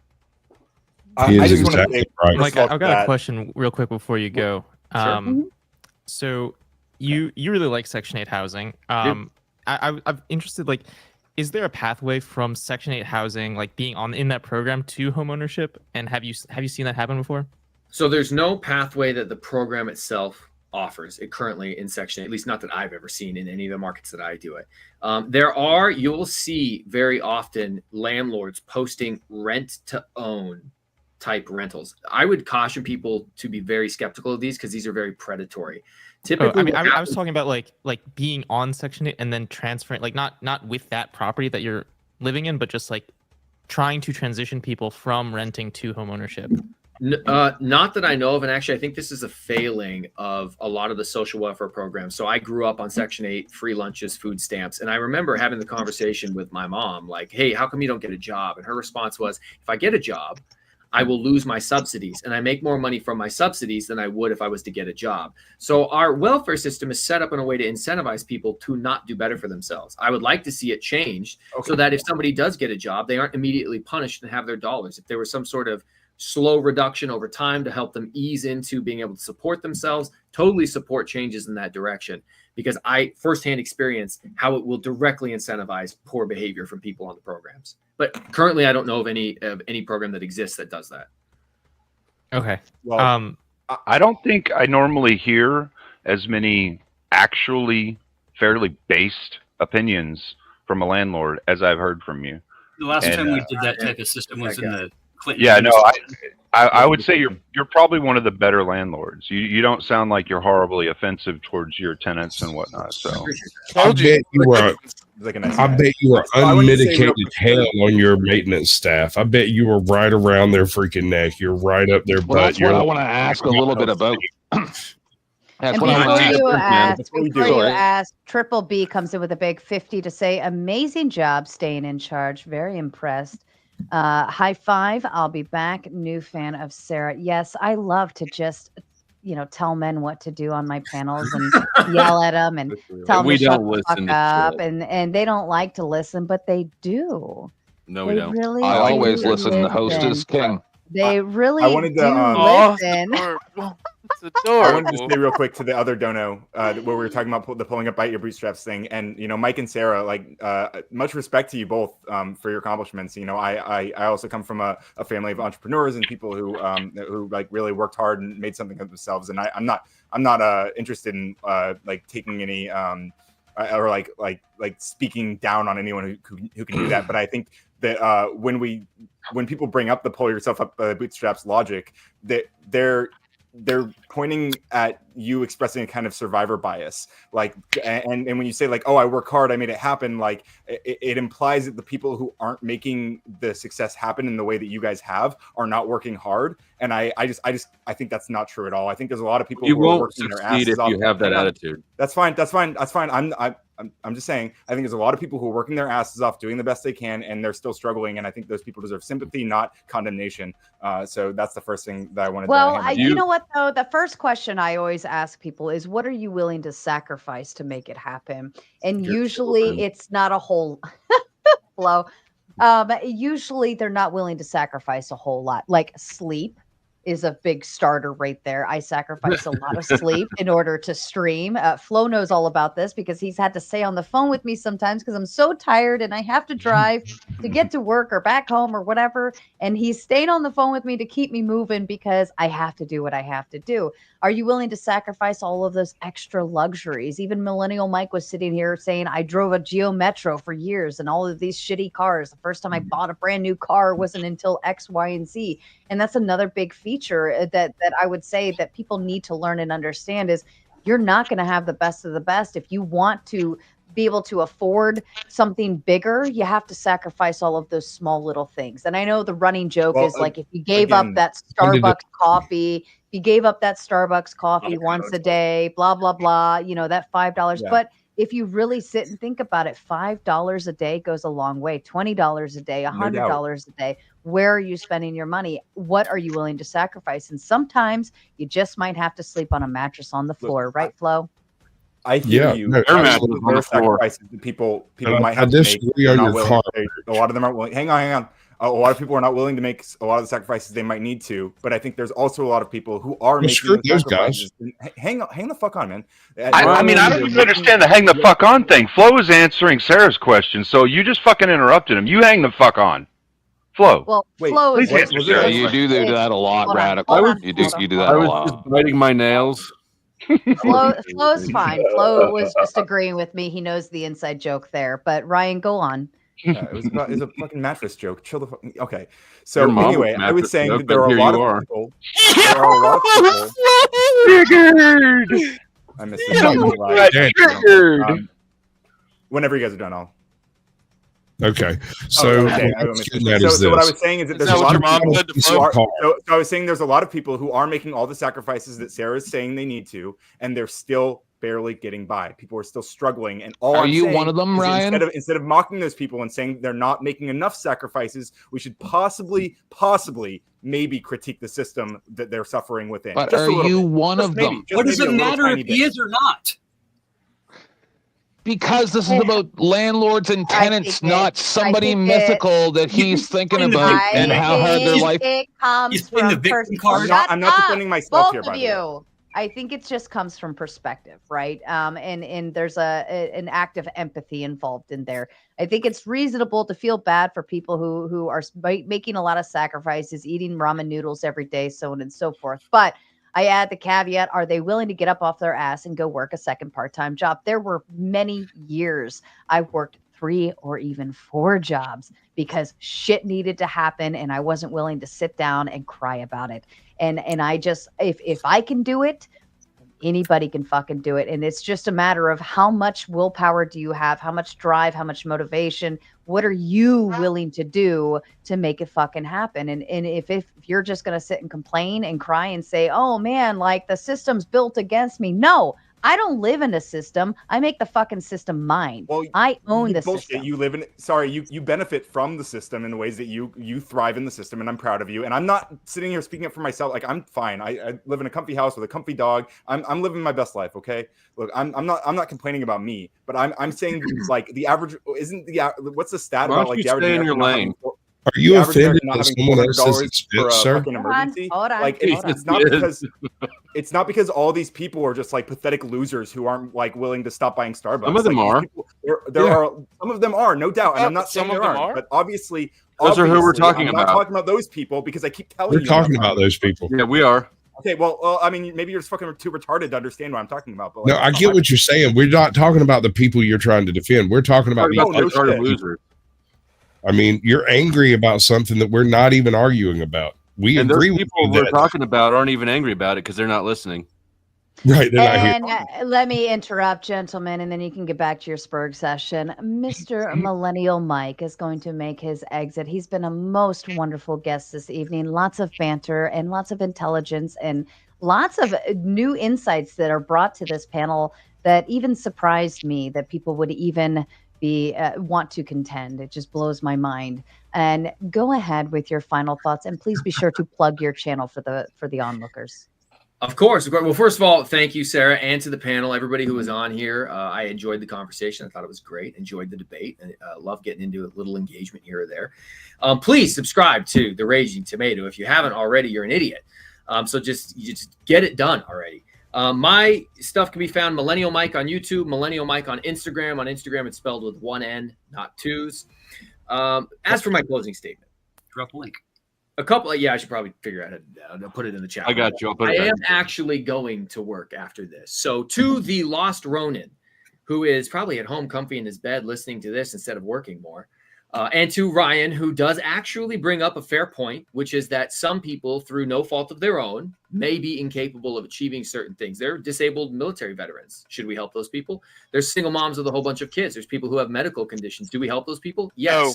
I fully, do we help them enough? You're right. Closing statement. Shut the fuck up. I fully support social welfare programs and social safety nets to benefit these people and take care of them. I think that as a society, we've decided that's something that's important to us. Can we talk about those programs being expanded or being changed or being more inclusive of individuals who may need help that currently aren't getting it? Absolutely. But other people on the panel make a great point when they say, yeah, some people really do just need to shut the hell up and work harder. Sarah made sacrifices for a long time. So did I. So did many successful people. You're right. Not every single person will be a winner. In order to have winners, you need to have losers.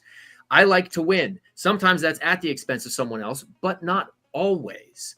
There's definitely plenty of opportunity out there for you to achieve whatever your version of success is. Home ownership, land ownership, property ownership is not out of reach if you're willing to put in the work and make the sacrifices. So my advice to anybody out there who's looking to find a way to improve their financial standing would be to take something like this seriously, run with it, work hard, make the sacrifices, set the money aside, invest intelligently, and then add that benefit of time. Give it enough time. You don't get to just go to the gym and see results in a week or 2 weeks or 3 weeks. You got to spend months, if not years, working out to see results. Your finances aren't any different. Your faith isn't any different. Your ability to speak coherently in a live stream isn't any different. All these things take practice, and you'll get better at stuff. Sarah, thanks for having me on the panel. Everybody's been wonderful, and hopefully I'll see you guys soon. Absolutely. I gained a lot of respect. And I'm going to connect you with Grid as well. He was talking about maybe having you on next Wednesday, but that is for the two of you to figure out. I'll connect the both of you. Love it. Bye, guys. I gained a lot of respect for you, bro. See you soon. All right, and I have. Here we go. And then I have Eliza. Am I saying that correctly? Oh yes, this is going to be great. Is this good? All right. Well, Yes, let me get. ma'am, you are. Yes, ma'am, you are. Hello, hello. Wonderful. How's Let me it get going, through beautiful? There we Long go. time no see.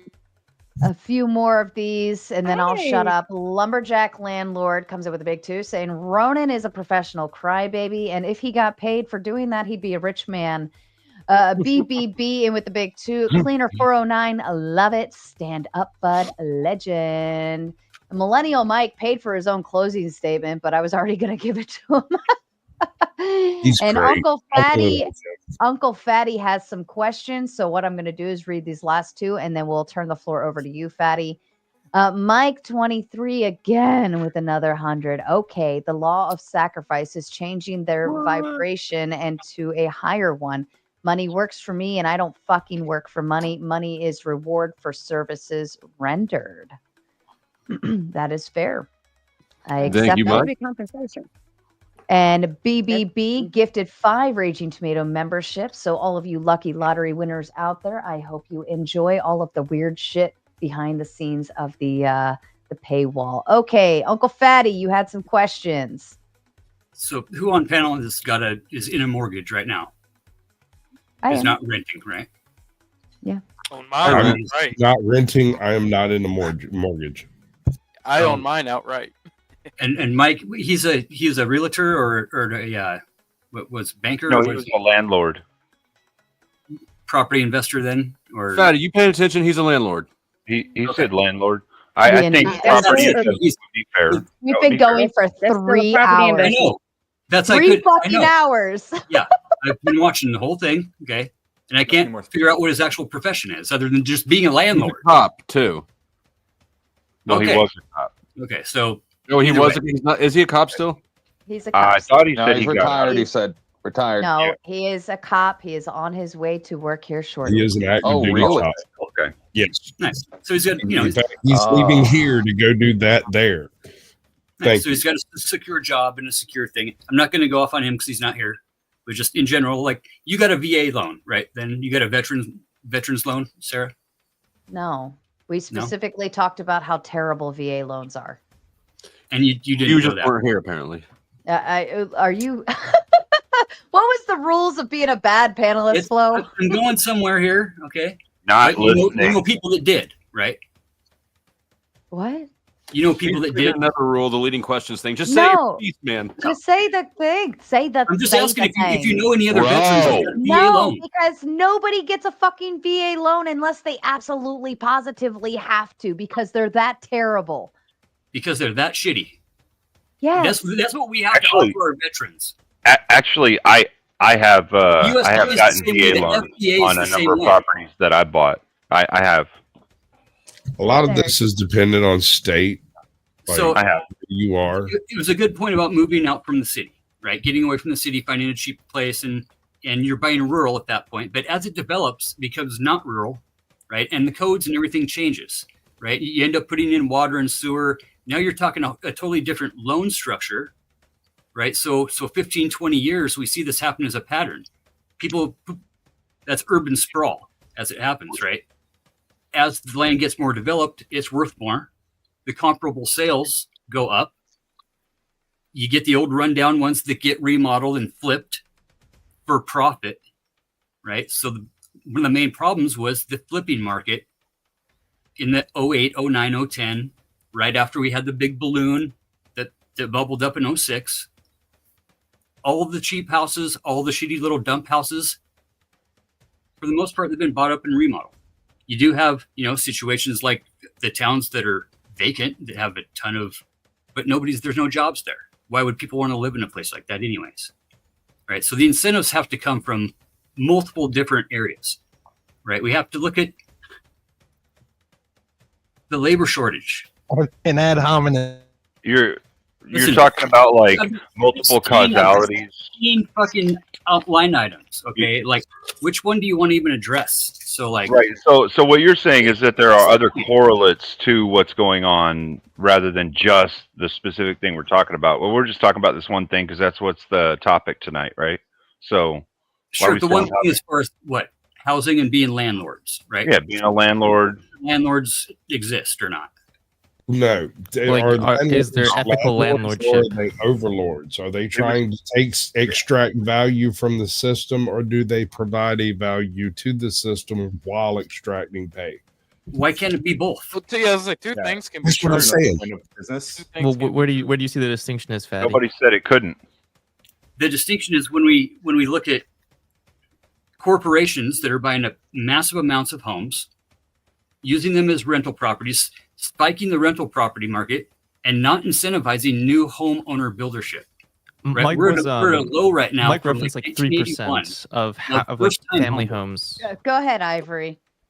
Yes, Mike was referencing 3%. I don't know the statistic, but that's what he was referencing. That is owned by corporate ownership, and that I think you mentioned like 1/5 are left unused, but I think that's like two separate things, right?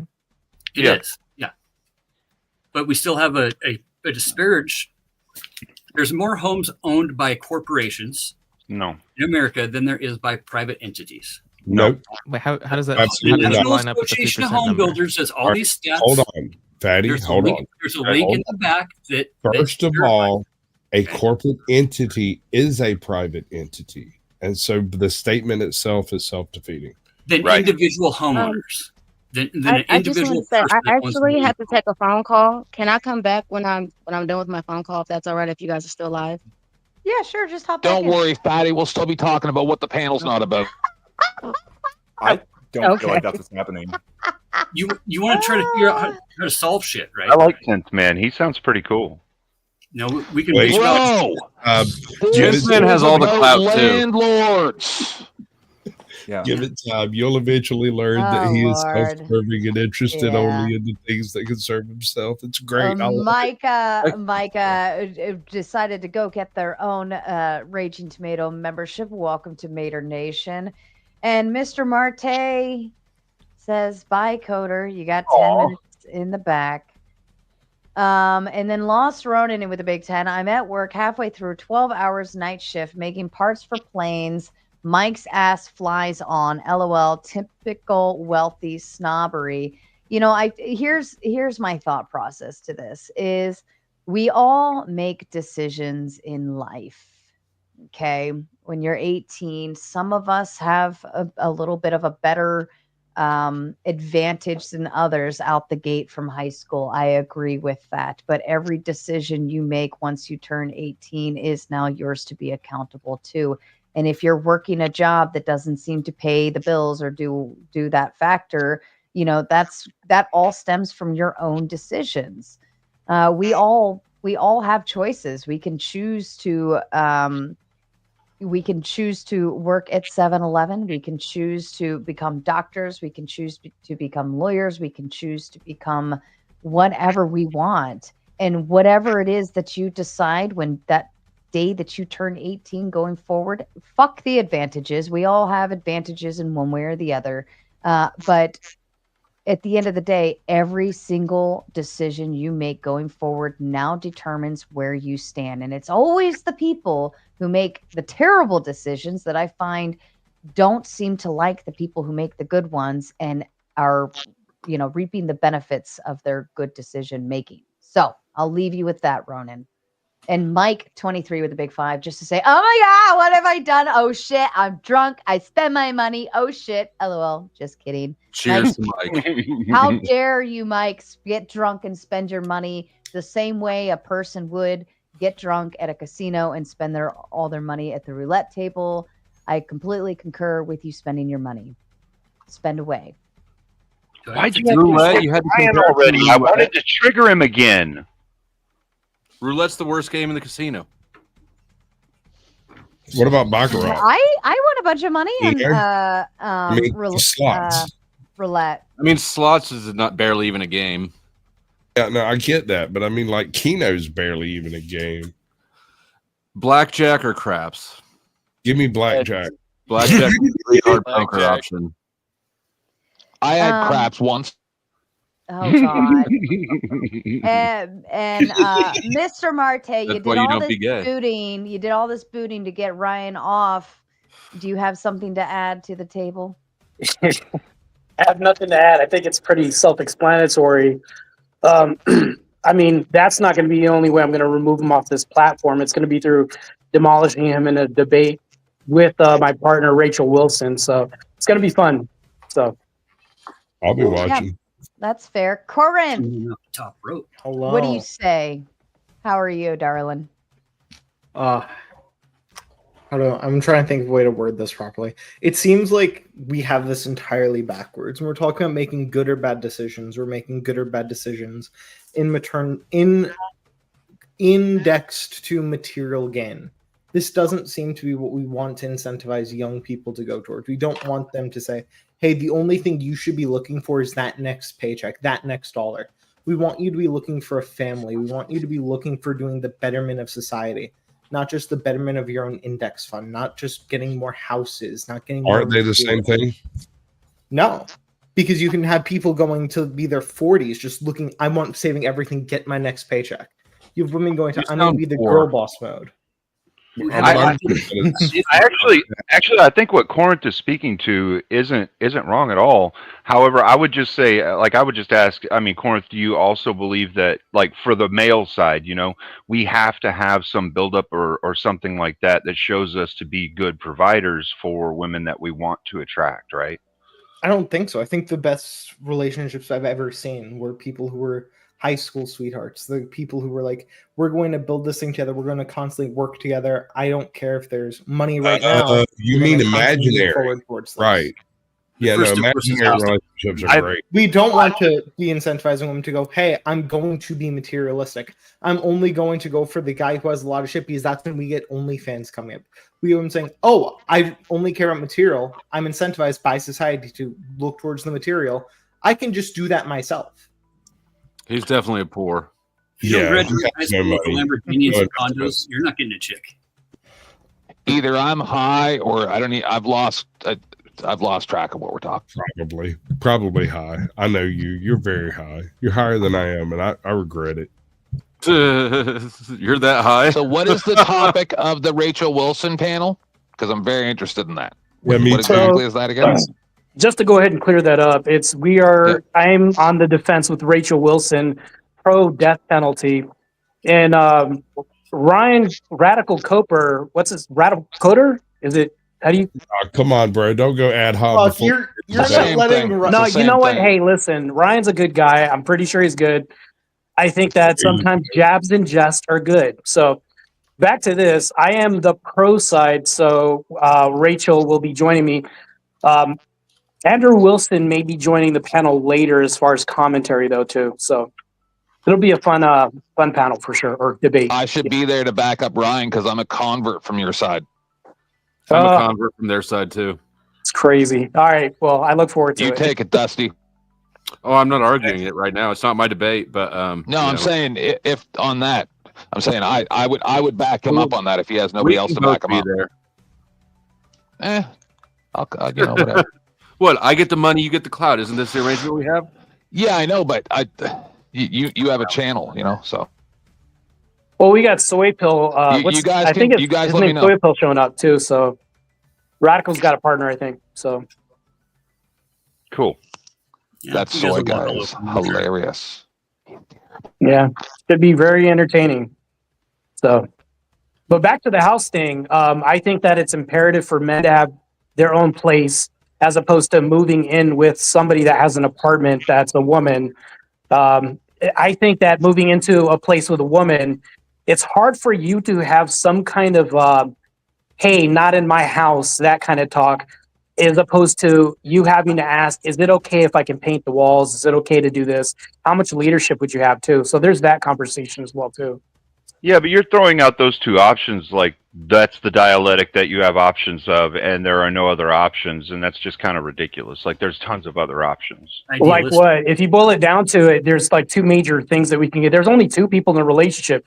Either she has a place or I do. You can say both of us do, but if you're going to be married and move in together, it's going to be one place. So Yeah, but there are tons of other options besides you move in with the girl or she moves in with you. Like you can buy in a place together, you can rent a place together, you can move in with her parents and save some money for some time. You can move in with your parents and save some money for some time and then buy a house later. There's all kinds of options. You're speaking to it like there's only two options, and that's what I'm saying isn't correct. There's If you tons of talk other to if you talk to most people and you ask them about this, it's going to boil down to those two, because how long are your parents going to want you staying with them? You see what I'm saying? That's where I'm going with this. So eventually it's going to funnel down to these. I don't think I'm making a false binary by doing this, but I think that if you ask most people, their ideal for an end goal is not parents' house. So yeah, that would never be the end goal. That would be a means Right. for a time when you're trying to Right. save up to And get again, a down you're- payment on a house.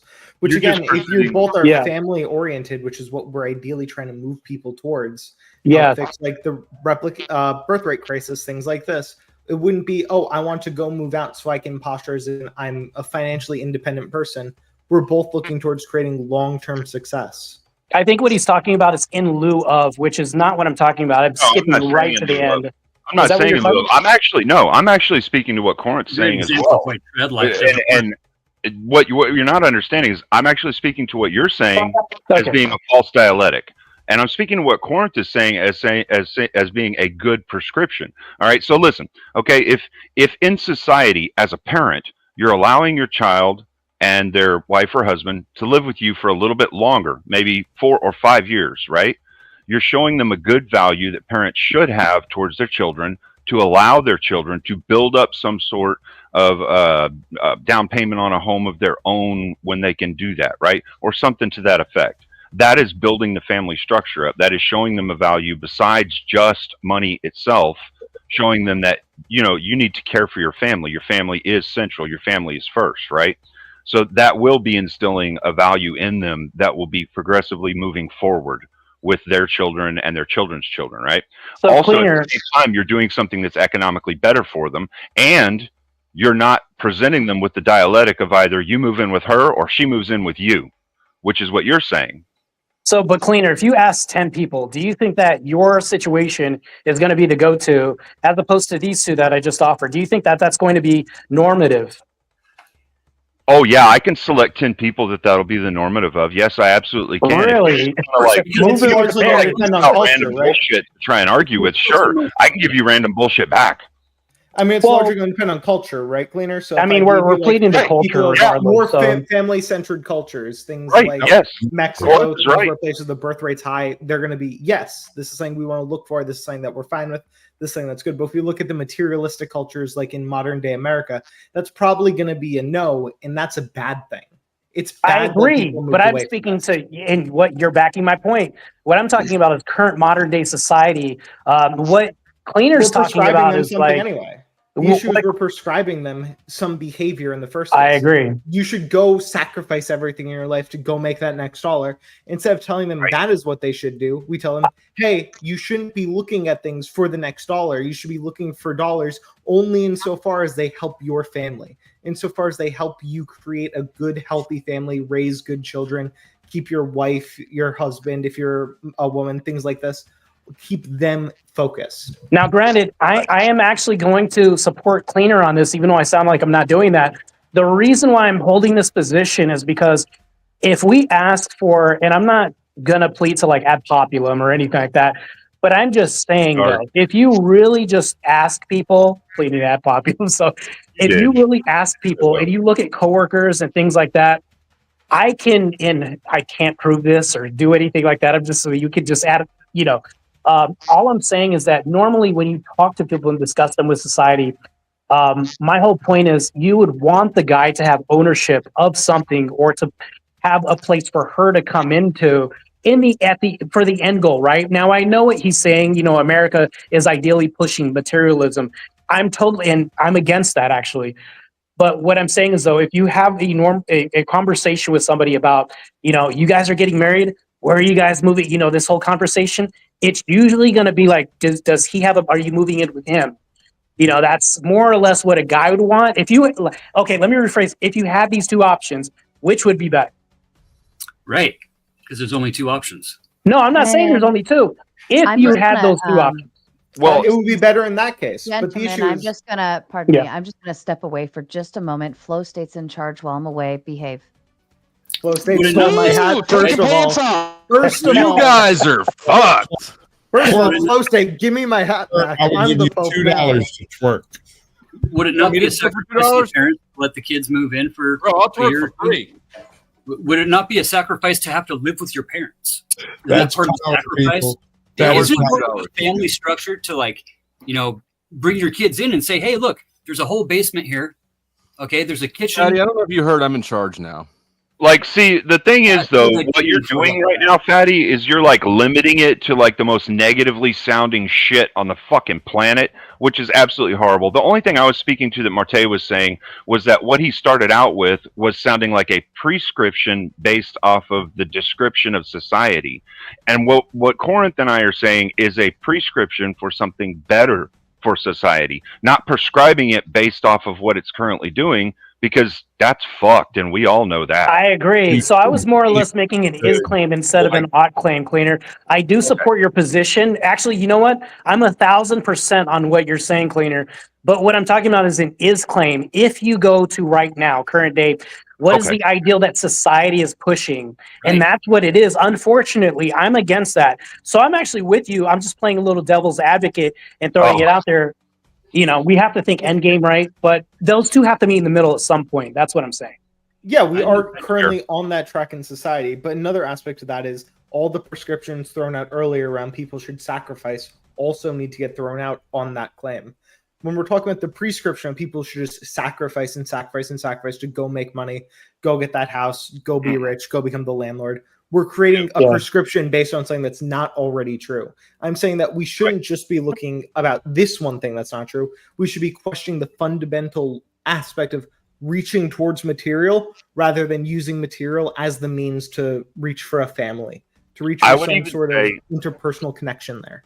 I would even say Corinth actually touched on it right there with what he said as far as what society has taught us, okay? Society here in the United States, I don't know about everywhere in the world, but here in the United States, for a very long time, they've taught us to sacrifice for the job.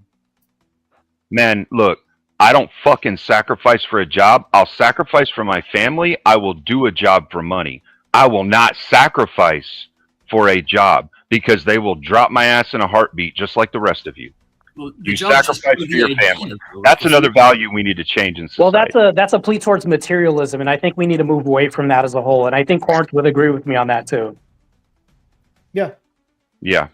So that is another really strong one. And I think really once we start getting people to understand the difference between when you say doing a job for a company versus sacrifice for a company, right? You get them to understand what they're truly saying when they say sacrifice for a company, sacrifice for your family. I think that's when people will really start to understand which one it is that they actually value more. Is it the woman that's been supporting you the whole time, the man that's been providing for you the whole time, or is it that fucknut that owns you because you have to work for his ass for a wage? Right? Why do we justify being treated like that? It's the idea, right, that we're getting somewhere, that we're buying real estate, that we're buying something tangible, right?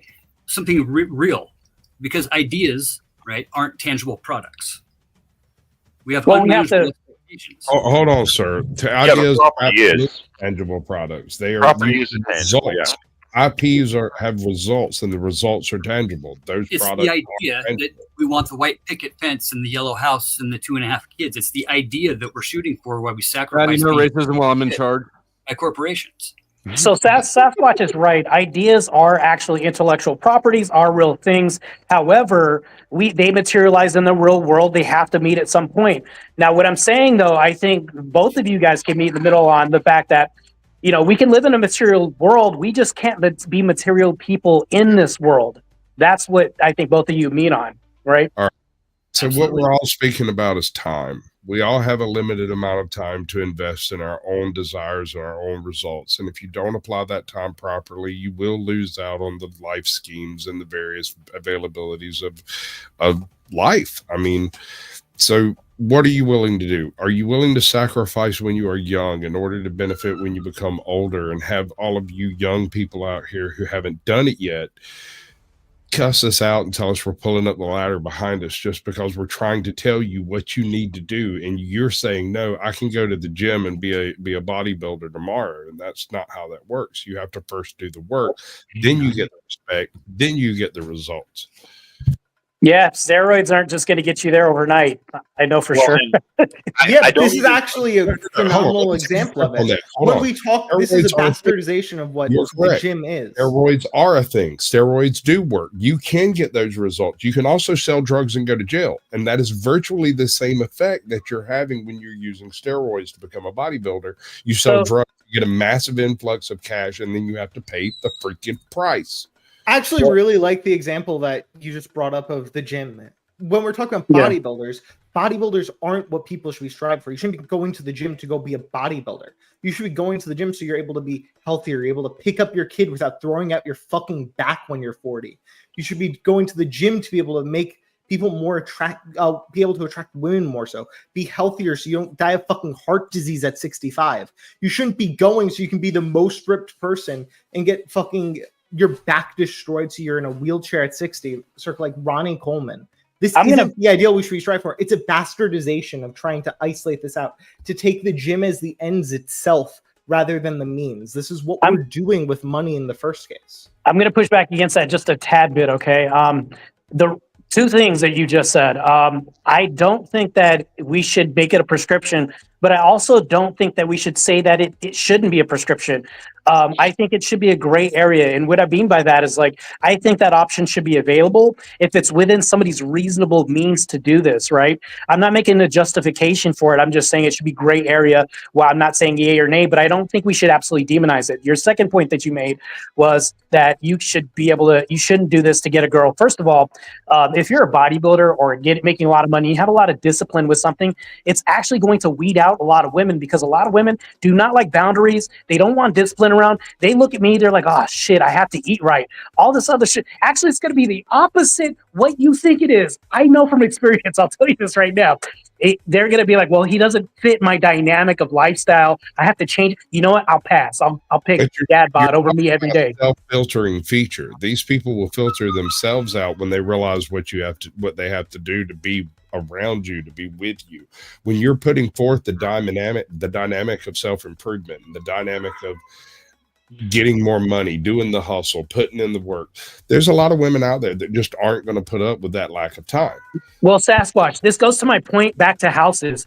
If a guy has a house that's, let's say it's not even bought and paid for, you own some real estate, you own something, and she's moving in, right?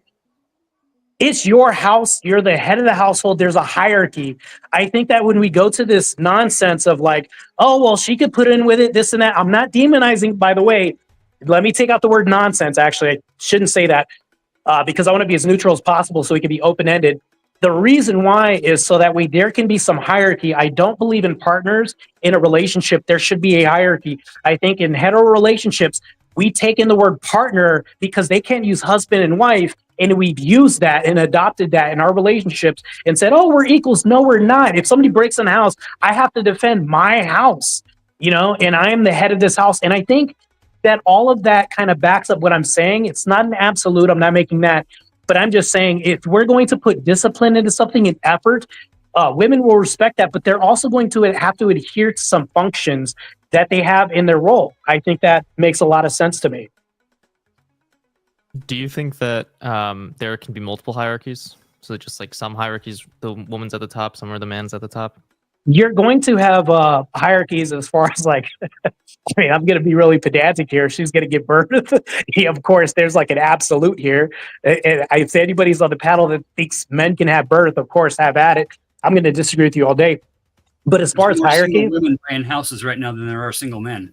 Well, that's a problem. And what happened to the marital rate? The marital rate has gone down. And if we see those two numbers, why are they matching in result? So that's another thing we could see too as a comparison.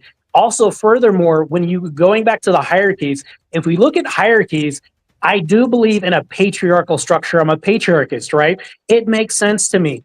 If anything happens, like let's say she owns the house or anything else, and I'm going to plead to society on this, and we get foreclosed in our home. News Channel 5 comes to interview somebody.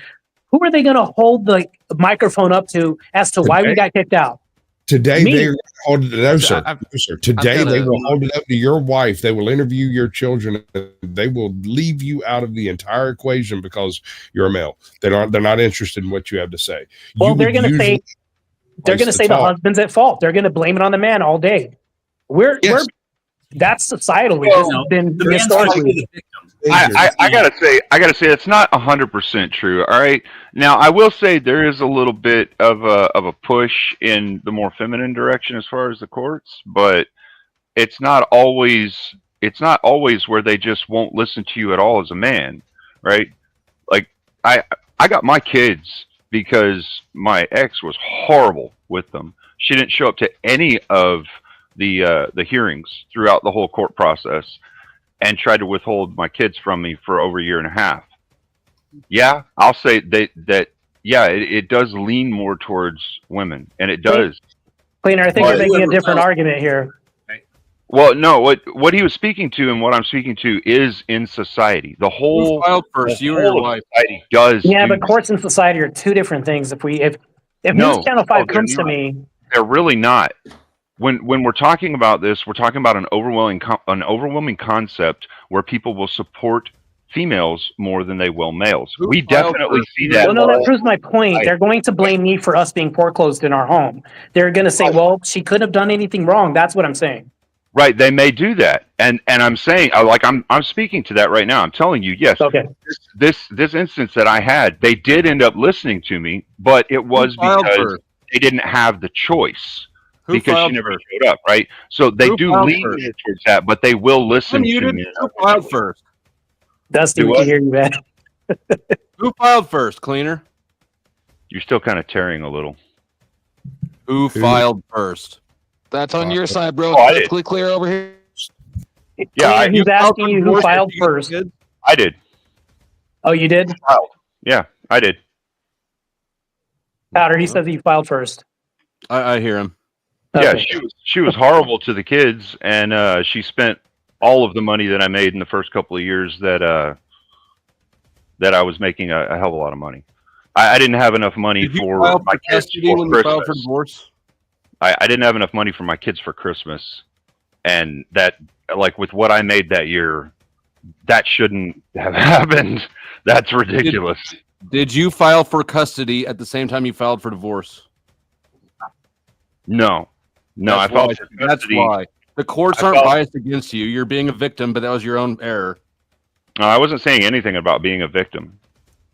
You said that courts are biased against men. I said they will tend to favor women. And you use your own experience. Your own experience as proof of that. Yeah. But the fact of the matter is that eventually you got it because you had to hold it out of, because when you filed for divorce, you didn't file for custody. That's your bad. That's not the courts being biased. Yeah, no, you don't understand at all the situation. You're asking me questions as if there's like a major time delineation between the two. There's not. There's really not. The changeover from filing for divorce versus whenever I had the custody laid out was about a week. Okay, but I don't know why you didn't make it all one motion. Before my first hearing even happened, because I'm not getting emotional. What you're doing is you're conflating things. You're not asking the questions point specific so that you can understand the point So specific. powder cleaner, the Ivory Fool, Fetty, and Sasquatch. This is Exhibit A of me proving my whole point. He's saying you're trying to conflate things, and then before he said it's not the same argument. This is what I'm saying. Like it's not. We're going off into some other tangent, which I'm just saying I'm not trying to prove a point, but I'm just saying it was proven. So stated that you're not trying to prove a point, but it's proven. Go ahead. He didn't file for his custody at the same time, but he did it within like a few weeks. And I think it was a week. Within a week. Okay. I think most people would agree that's a fairly timely way to go about it. It's fairly timely, but when the courts are considering things, right, if you do it at once, then that establishes the start point. If you do it after I couldn't do that though. The start point is very custodial parent. So yeah, I just couldn't do that. Advantage filing would have given you. I couldn't actually do that. It wasn't within my legal capabilities to be able to file for custody at the same time as the divorce. I thought I was going to have to wait a lot longer than a week, but it didn't end up going that way. Why? What state are you in? If you don't mind. Texas. Why couldn't there you? was allegations she made with the police that didn't get cleared up until the middle of that week, and then I could file for custody, right? So I had to wait. There wasn't a choice in that. Okay, But- so Are technically we speaking, bitching about you custody filed again? at the same time that you had the opportunity to do so. And Oh, so I would have. Yeah, while you were away, it turned into a men's help group. Oh, Did you have There, it's the same Lord. conversation we had about custody before. Did you guys have a loan together on a piece of Whiny property? fucking babies. All right. See why I'm gay? Who dropped? No. Someone right down there. Someone right down there. Dusty. Hold on. That's right. We're lost with Dusty. There's two that dropped. We lost Dusty. We lost Kieran. We lost Kieran. So Chuck in Tennessee comes in with a big 2. Oh, he's back. Just to say, for your loss, Flo, Leo won the papal throne.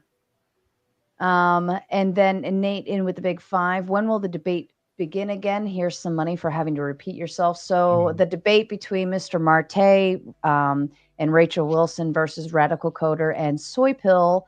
Tentatively, I'm planning for Memorial Day, Monday, Memorial Day.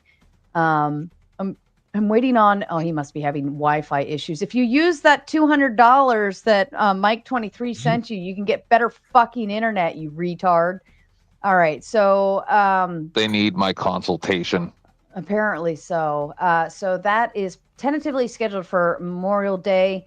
I'm waiting for one other debate to drop. I'm waiting. Actually, good news to all of you who went and threw tomatoes at Diddley ASMR the other night. Thank you. It got her attention.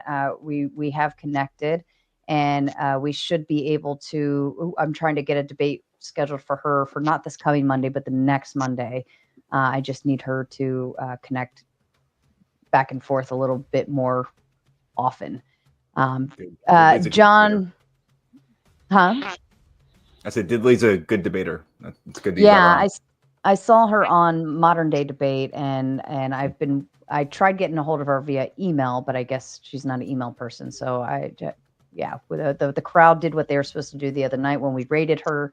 They threw tomatoes all over her chat. It was beautiful. They were all confused in there, and it worked. Got her attention.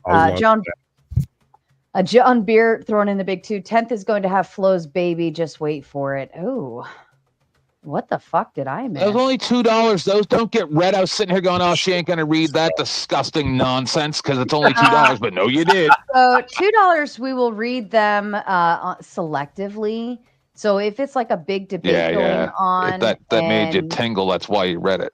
Yeah, it did. Don't get pregnant from swallowing, huh? Yeah. So if they throw in $2 and there's like a lot of super chats coming in, I will skip them. But if it's a little bit slower, and I have the opportunity, I will. Jess in with a big 5. It's proven through science that exercise, moving your body, changes your physiology and changes your brain. Did I miss a good conversation? And then Lost Ronan in with a big 20. I'm happy seeing people live their dream and wealthy. No hate here. I'm stuck in a weird place where I make enough to live above poverty, but not enough to escape cost of living increases and inflation year to year. I sacrifice a lot. Well, you got to do what you got to do. All right.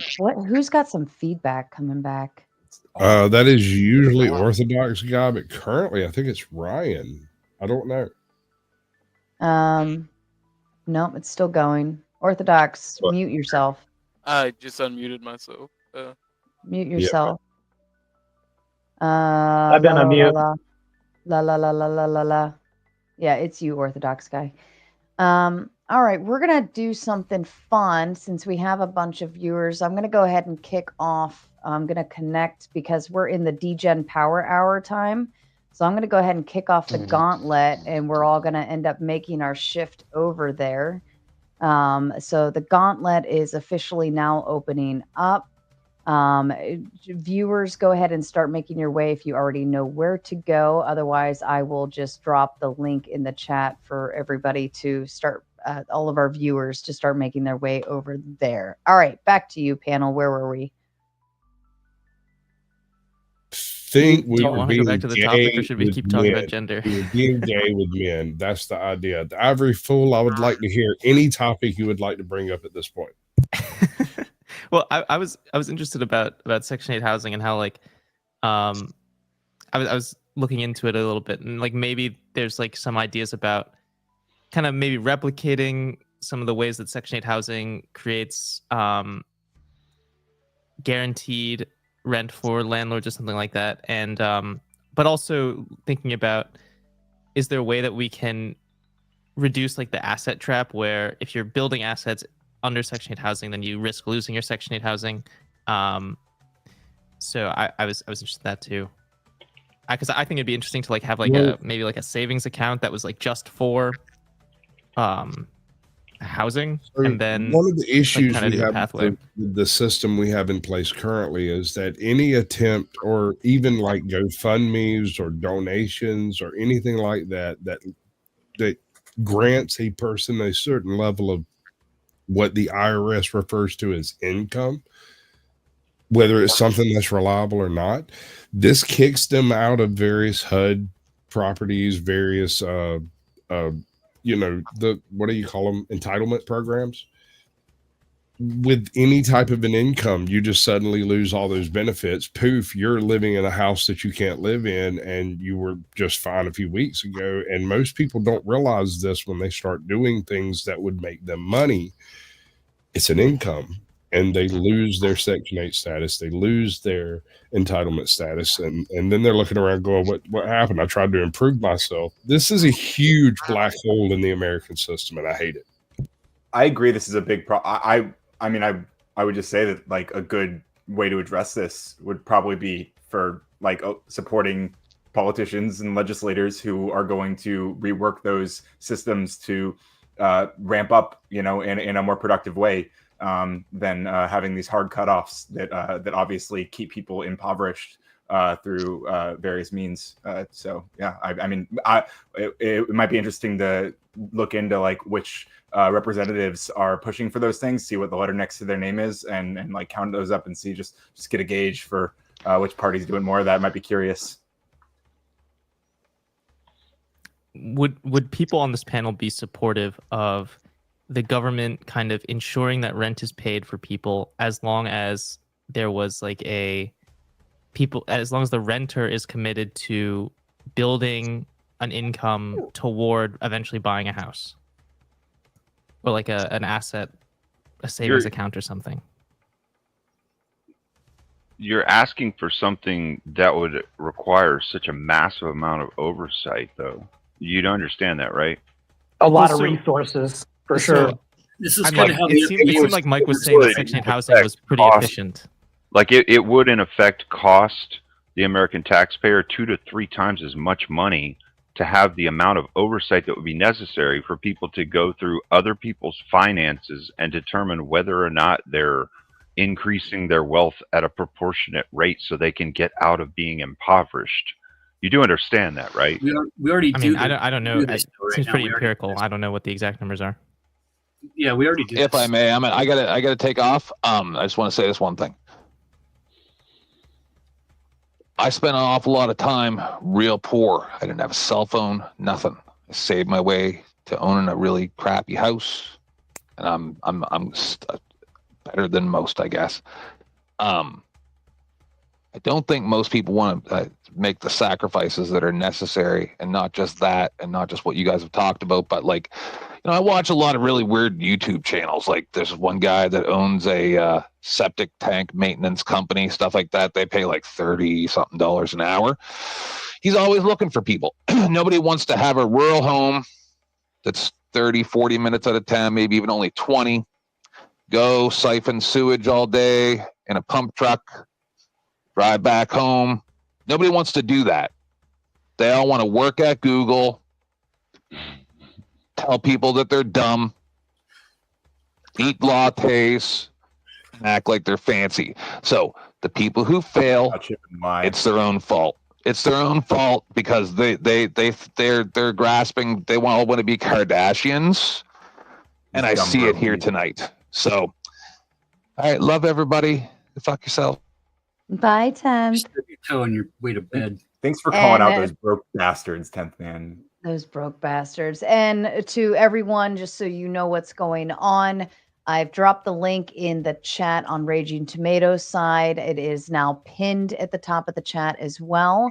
You need to start heading over to the Gauntlet side to continue watching the show. The Gauntlet is the DGen Power Hour portion of the show. It's part of the Panelverse, and that is how we are shifting. So you need to start moving now. I have set up the raid to go ahead and raid myself. So here in about 2 minutes, I'll close down the Raging Tomatoes side and we will continue. It should drive you right over to the Gauntlet and we will continue going. Libtard Investigator getting their new Gauntlet membership. Congratulations and welcome. You are officially, I believe, the first person to obtain a membership over on the Gauntlet side. The memberships just went through recently. So you are officially a squire. The memberships are built a little bit differently over there, just slightly, not by much, but feel free to get a membership on either end. A Brain Benders Banter, BBB with the big 2 says, see you over at your link. Yes, it's being dropped. Thank you, Uncle Guns, over and over again into the chat. So just start heading over and yeah, and go ahead. Back to you, panel. What's up, everyone? How y'all feeling tonight? So about the paying for people, lots of fun, or helping people build income while being on Section 8 housing, or build assets while being on Section 8 housing. Because it seemed like Mike is like this. I was a little confused, honestly, because I was trying to okay, how do I? Is there something that I can contribute to this? But he kept saying things that I agreed with. So it's okay. It's the appeal to emotion. Well, more so that it's I was just learning a lot, and it seemed like it was. Did you just wink But at it me? seemed like there's this space that I don't really see talked about in politics, where it's where a very pro free market person is really pro Section 8 house, is really pro a social welfare program, and then but using that as this program is very beneficial to people trying to be a business owner, and so that's pretty rare, I think, those types of narratives, and so I was I think it seems like an opportunity to expand those types of welfare programs, and a lot of it too is it's not just a welfare program, it's also kind of lubricating the industry where they don't have to take on as much risk about getting rent on time and hunting that down. So it's so as someone that is interested in expanding the welfare, social welfare, is there a compromise between liberals and conservatives about can we expand this in the name of giving people helping people like Mike who seem to be doing that really well, and then also trying to get people into owning their own house so that they don't have to be on a government welfare program. Okay, so I have a question for you, and this is going to end up being anecdotal from you, right? But this is a question that I think that all of us should be asking people when they're prescribing any kind of programs that taxpayers have to pay for, right? If we went back to the bond system where the IRS didn't exist and you as a citizen decided you wanted to support something, would you put your money where your mouth is and support with the amount of funding that would be needed in order for this to happen? It depends on how much and what the return on investment it would be. Yeah, potentially. Yeah, well, it would be the same as it was with the bond system. So you would buy a bond that would give you 5% over 10 years or 5% over 5 years or whatever, whatever the agreement was on the bond. And that would be towards whatever your prescription is for what it is you're saying they should do to try and help people in some way, right? that was how the system originally started out. It was like, okay, well, hey guys, we want to rally some people and some funds to try and build some money up so that we can build these people over here who have no houses because their houses burned down, new houses. And people would get behind that and say, okay, yeah, sure, here, I'll buy a bond for this much money and, go and do that. Yeah, that sounds like a good thing. Well, so what I'm saying is, you're prescribing this thing. Would you be willing to say, okay, if we don't have a tax system to pay for this, yeah, I'll buy bonds to back that up.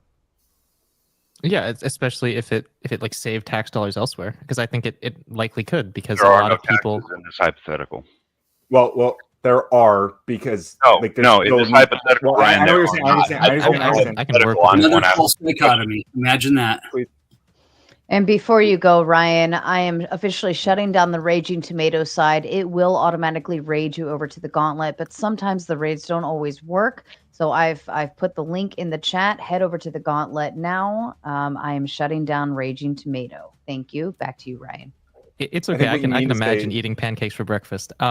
So so in a world without taxes, then.